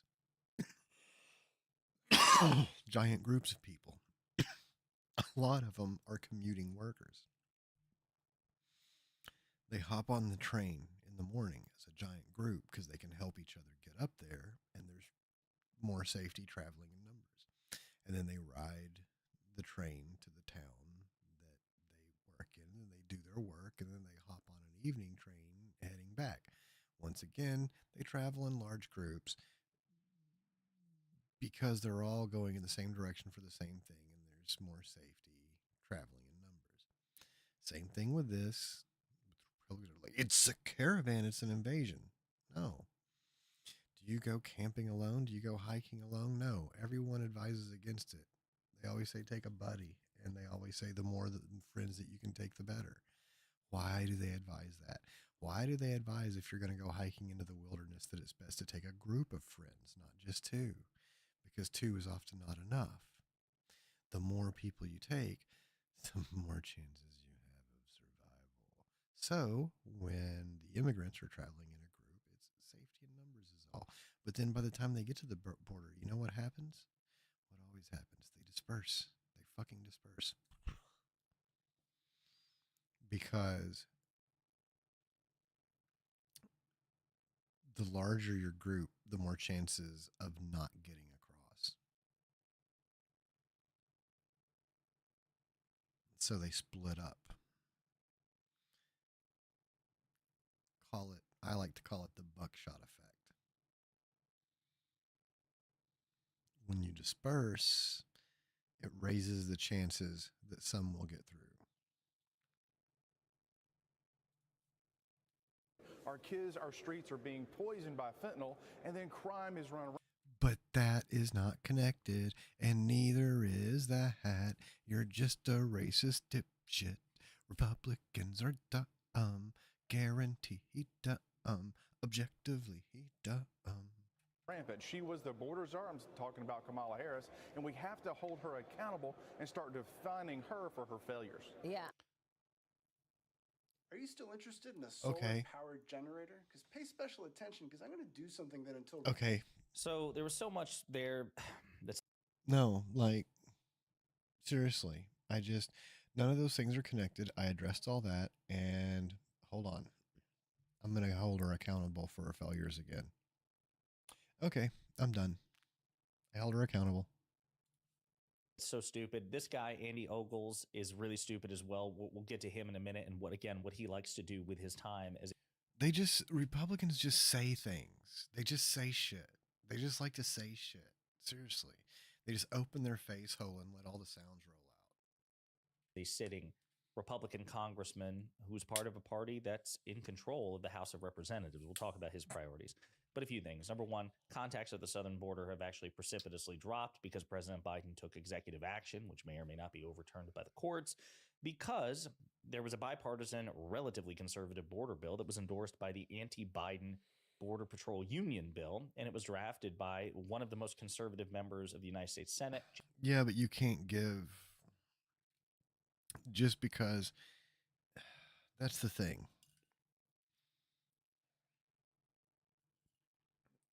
You can't say, oh, the president passed a border bill and it cured illegal immigration. I hate the words illegal immigration. There shouldn't be such a thing. But, no, you should never say, oh, well, the president passed a bill and, oh, it fixed this. I mean, okay.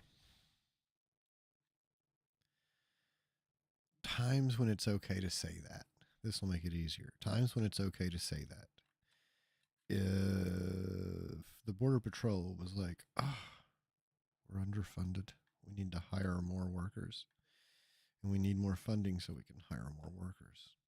And then the president passes a bill and it permanently raises the funding, or maybe sets in motion a thing that automatically increases Border Patrol pay ever so often to match with the cost of living, Then you could say, oh, the president passed a bill and it fixed that. But you can't say, well, the president passed a bill and contacts went down. No. You've got a causation correlation issue going there.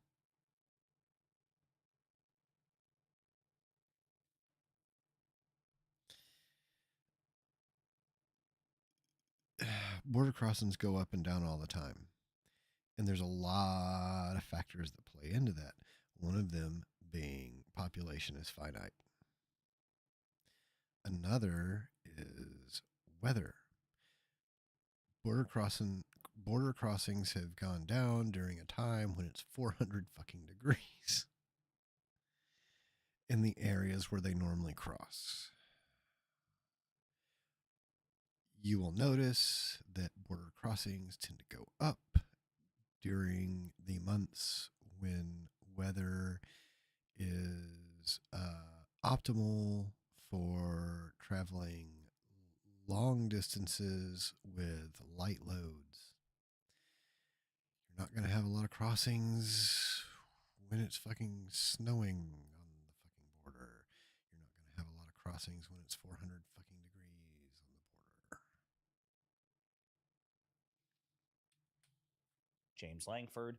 It was endorsed by Kirsten Sinema and also a Democrat as well, Chris Murphy. This was a bipartisan, again, relatively conservative border bill, and it was popular, except that MAGA Republicans killed it because Donald Trump. Yeah, they did because he wanted to run on it. A lot of bad faith, obviously. And again, we will get to what Andy Ogle's priorities are, but I do want you to see how a Fox News analyst responded to Andy Ogle's official filing of articles of impeachment. This is what they had to say. The others may not be as obvious to people out there. Having said all of that, Adam Johnson, you're still uncomfortable with articles of impeachment, aren't you? I am, Maria, and I tell you why. I used to criticize the Democrats for impeachments to nowhere that just made them look angry and like we were school children who couldn't get along on the playground. And so my concern here is that's actually now the way the Republicans look. And I wish we wouldn't necessarily pursue impeachments that are never going to produce anything. Congressman, final word. Well, I would say, you know, in that moment when Donald Trump was shot, he paused, he raised his hand, and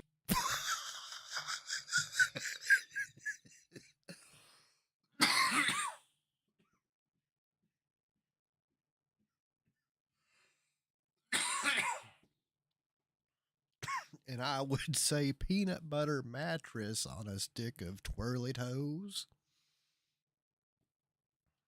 And my words would be just as meaningful and contextual and substantive as Ogle's. I hope he wipes his chin after he's done sucking Trump's dick on TV. he made a fist and he said, "I'm going to fight for this country. Oh, he did I'm going not. to fight for you." No, he didn't. He just said fight, fight, fight. He didn't say those words. He didn't even tell the truth. Oh my God. Now he's just making up. Now he's just making stuff up. He just goes, fight, fight. And then he got hauled off.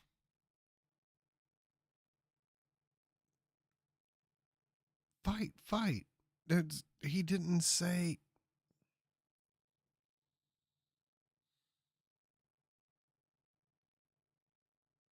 They just lie. They just say stuff. Republicans can't not lie. And she is fucking proof of that, if no one else. That woman, I know I use this phrase a lot, but I only use it when appropriate. She lies as freely as most people breathe. That's what this does. We're laying out a case as to why He Kamala didn't say Harris that. isn't going to fight for the middle class. It's She's here to Kamala, destroy it, not and we're gonna Kamala. fight for this It's country. Kamala. He didn't this say guy that. is really stupid and dishonest and bad faith. Trump didn't say He's just that. openly admitting that this is a political prop to Trump try to didn't help say that. Donald Trump in the upcoming election, that it's not Say that. really a good faith effort to hold the vice president accountable for what the constitutional parameters are for an impeachment: treason, bribery, and other high crimes and misdemeanors. He's like, listen, yeah, okay, this is a bad faith That's all he did. effort to politicize impeachment, but Donald Trump held up his fist after an assassination attempt and said, fight, fight, fight. So this is what we're doing. We're fighting Kamala Harris by showing that she's not good for the country. That has nothing to do with impeachment. You don't impeach somebody because they're not good for the country. Treason, bribery, high crimes, and other misdemeanors. So again, a transparent political ploy. It's not the first time, though, Andy Ogles has done this. Again, a profoundly stupid and unproductive MAGA Republican congressman whose party is in the majority in the House of Representatives. They have power. They could work bipartisanly with President Biden and the Democrats. It's funny. And once again, proof that All Republican accusations are confessions. Republicans are the ones who go on and on about meritocracy, meritocracy. But yet, you're looking at 3 examples of the exact opposite of meritocracy. Like, seriously, in every way, shape, and form. These 3 individuals are the exact opposite of meritocracy. Democrats in good faith to pass common sense bipartisan legislation, but they won't do that. Instead, full racism again. That's all they got. They don't have anything else. All right, let's go. Brian Kilmeade, who decided to speak on the colored sororities. Here it is. The problem with Kamala Harris, number one, she has not had her record exploited heavily because people thought and marginalized her. Problem even with in the Peckerwood, Democratic Party, they Kilmeade. said, wow, what a bad choice Joe Biden made. Number two is she hasn't sat down for an interview. When she sits down in an interview and says, do you want to?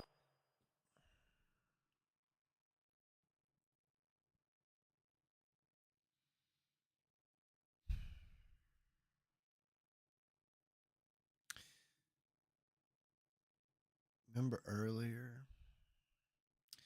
when I said always demanding people jump through hoops, trying to control that abuser mentality? Well, but when she sits down for an interview, she hasn't done enough.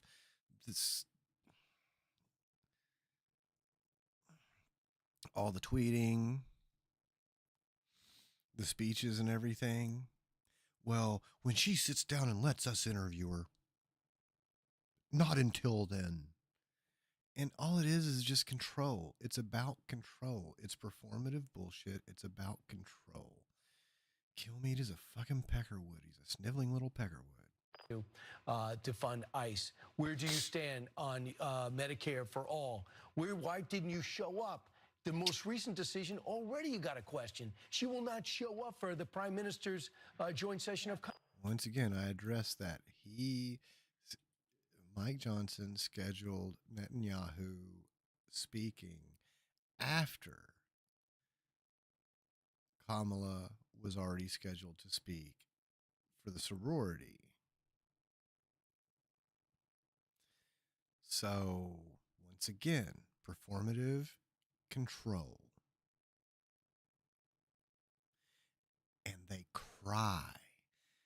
Like, that's when they expose their weakness.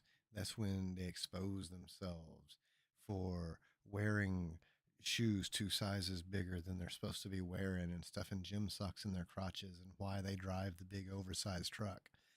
They cry. I can't control.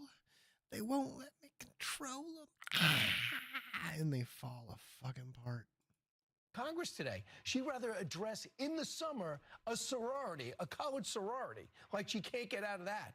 So that's her decision, and that's her decision to back up the protest. A colored sorority.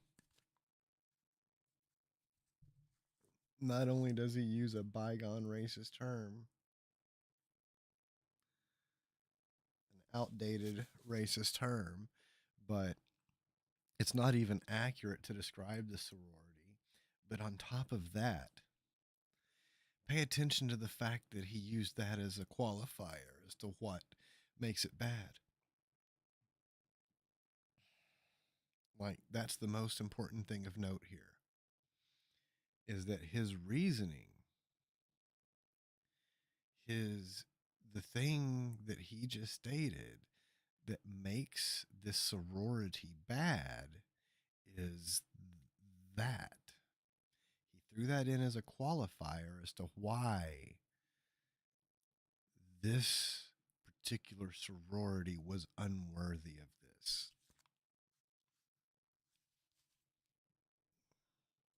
Protesters. This man said colored sorority. Mm-hmm. You see what's happening, don't you? He's on regular ass TV. Colored sorority. With millions watching and many people benefiting from this program called Indisputable. We just need 1% of the viewers to become a paid member so we can continue to bring this content to you. Now back to the show. Thank you, OGO.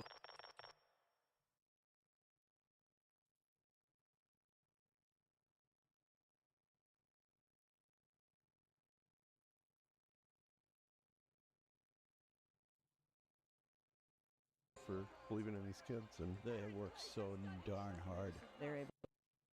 Put it up full mass. Let me do some explaining here. Okay. Alum of the sorority. Had choice words for Brian Kilmeade.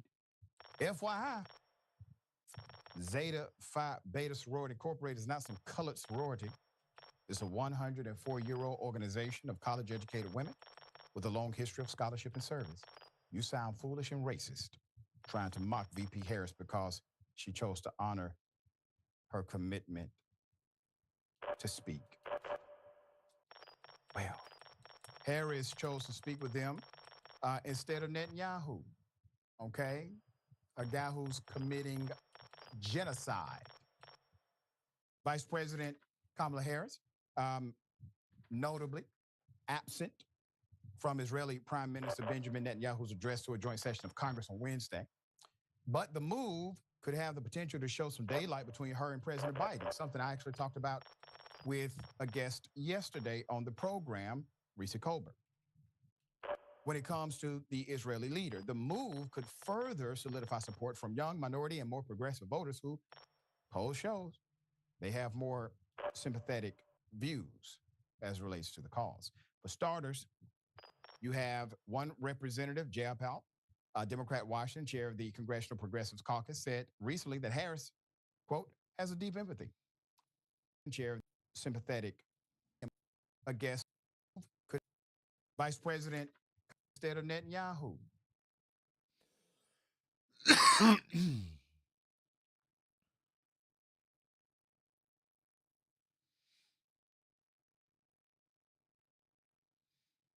Oh my God.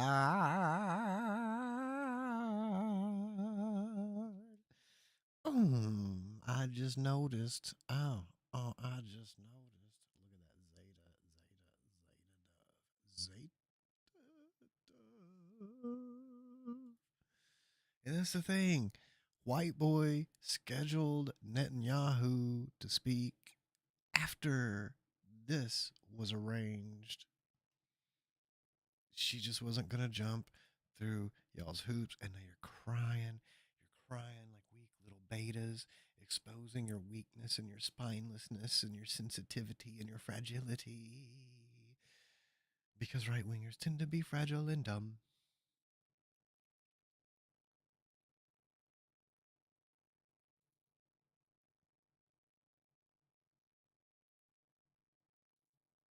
Okay?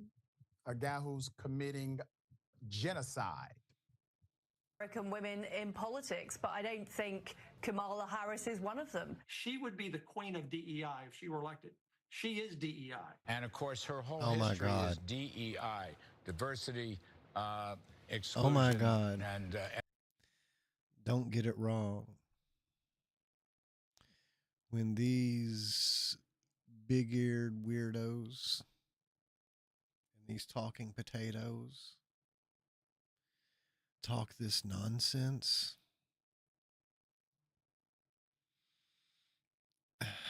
that's the N-word. Literally. That's them saying the N-word. Oh, she was only hired because she's black. She's only where she's at because she's black. Because they're too weak and sniveling to even say the word One trick they that really Kamala mean. Harris missed in her speech, which was not a bad speech at all.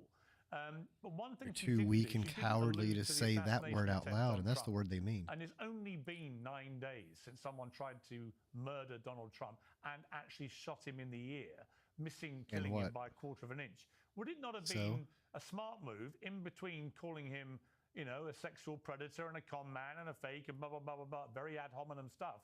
Would it not have been a smart move in terms of unity had she just taken a moment to acknowledge the assassination She attempt did. and say how She did. pleased she was that he survived it? Something She of that did. nature. She did. She tweeted Piers, about I it. find it so bizarre that She tweeted about it right after. Oh, God, it would take forever to go back.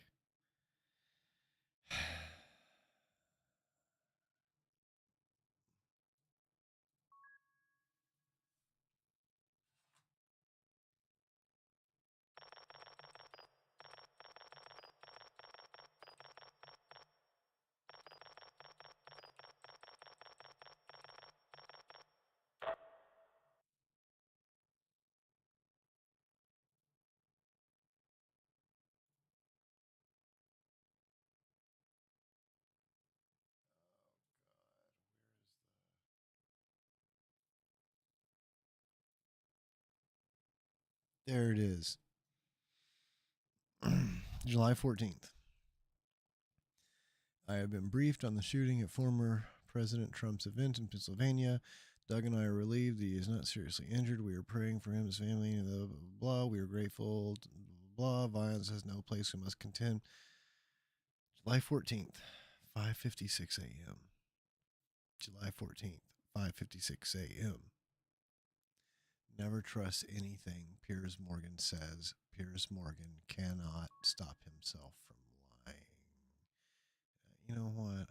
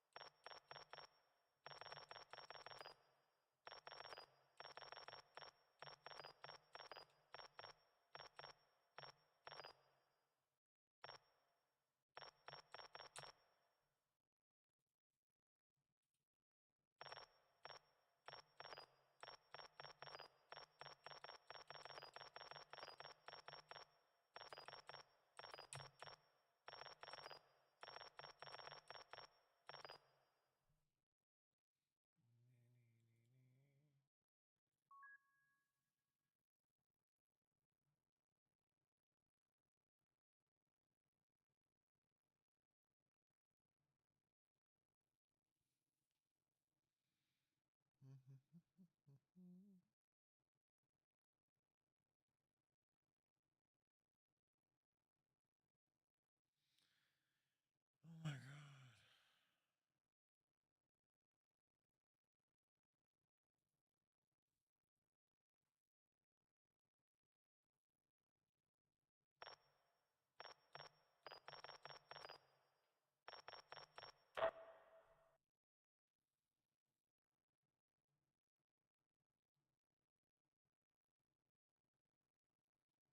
I wish I knew how to do that.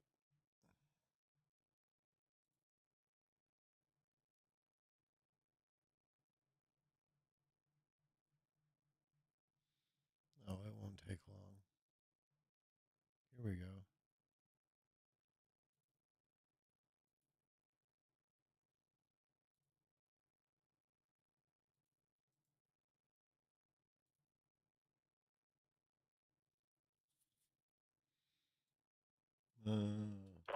Actually,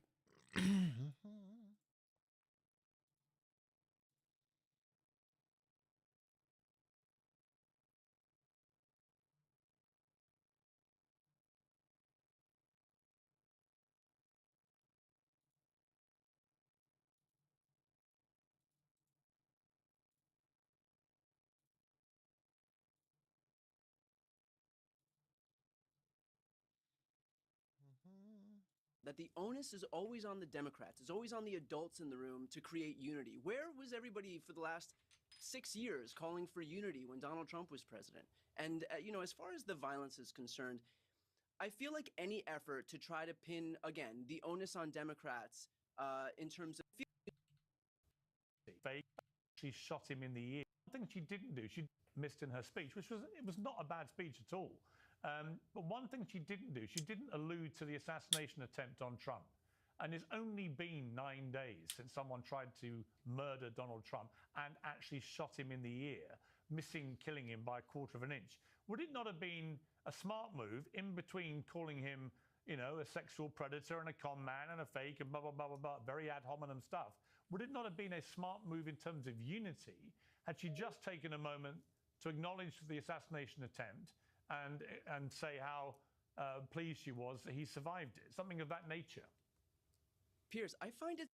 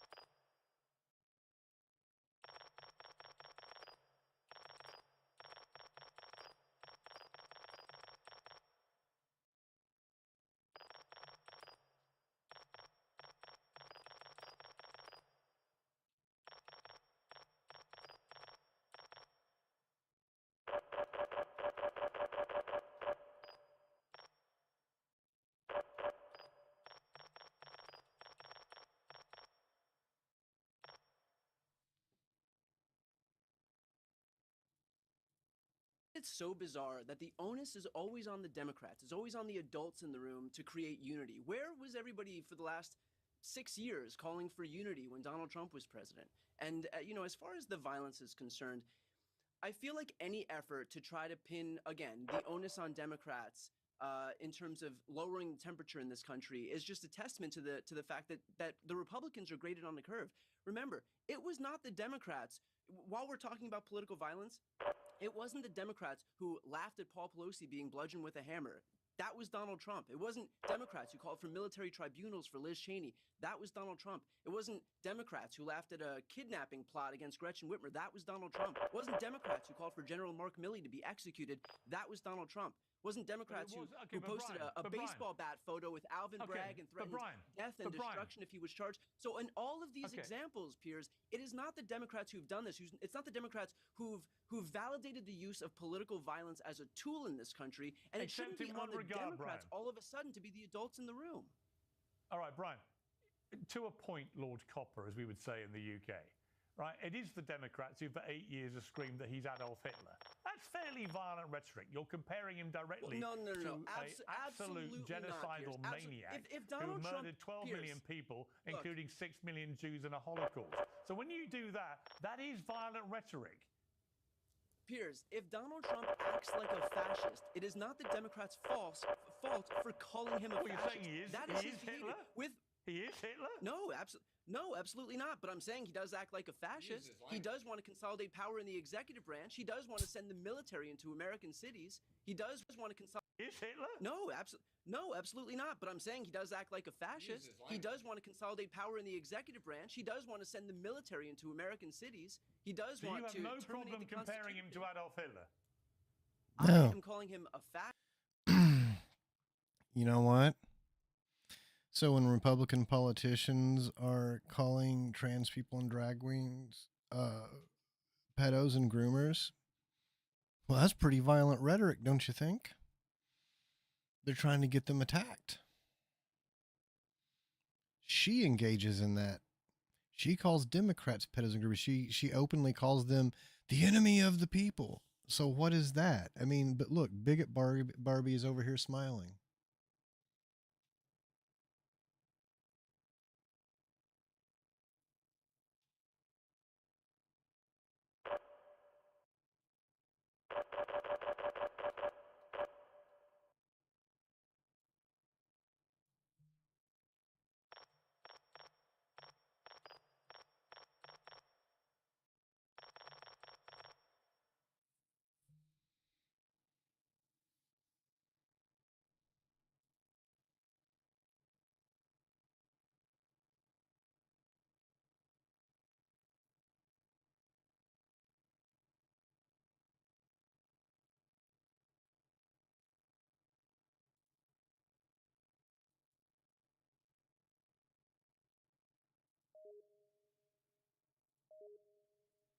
fascist. That's what I'm doing. That was me on Piers Morgan's show, where I took on him and Tommy Lahren on this tired right-wing talking point that suddenly the onus is on Kamala and the Democrats to call for. Yeah, but it's okay for the Republicans to call anyone whatever you want if you're on the fucking right. I need to make some food.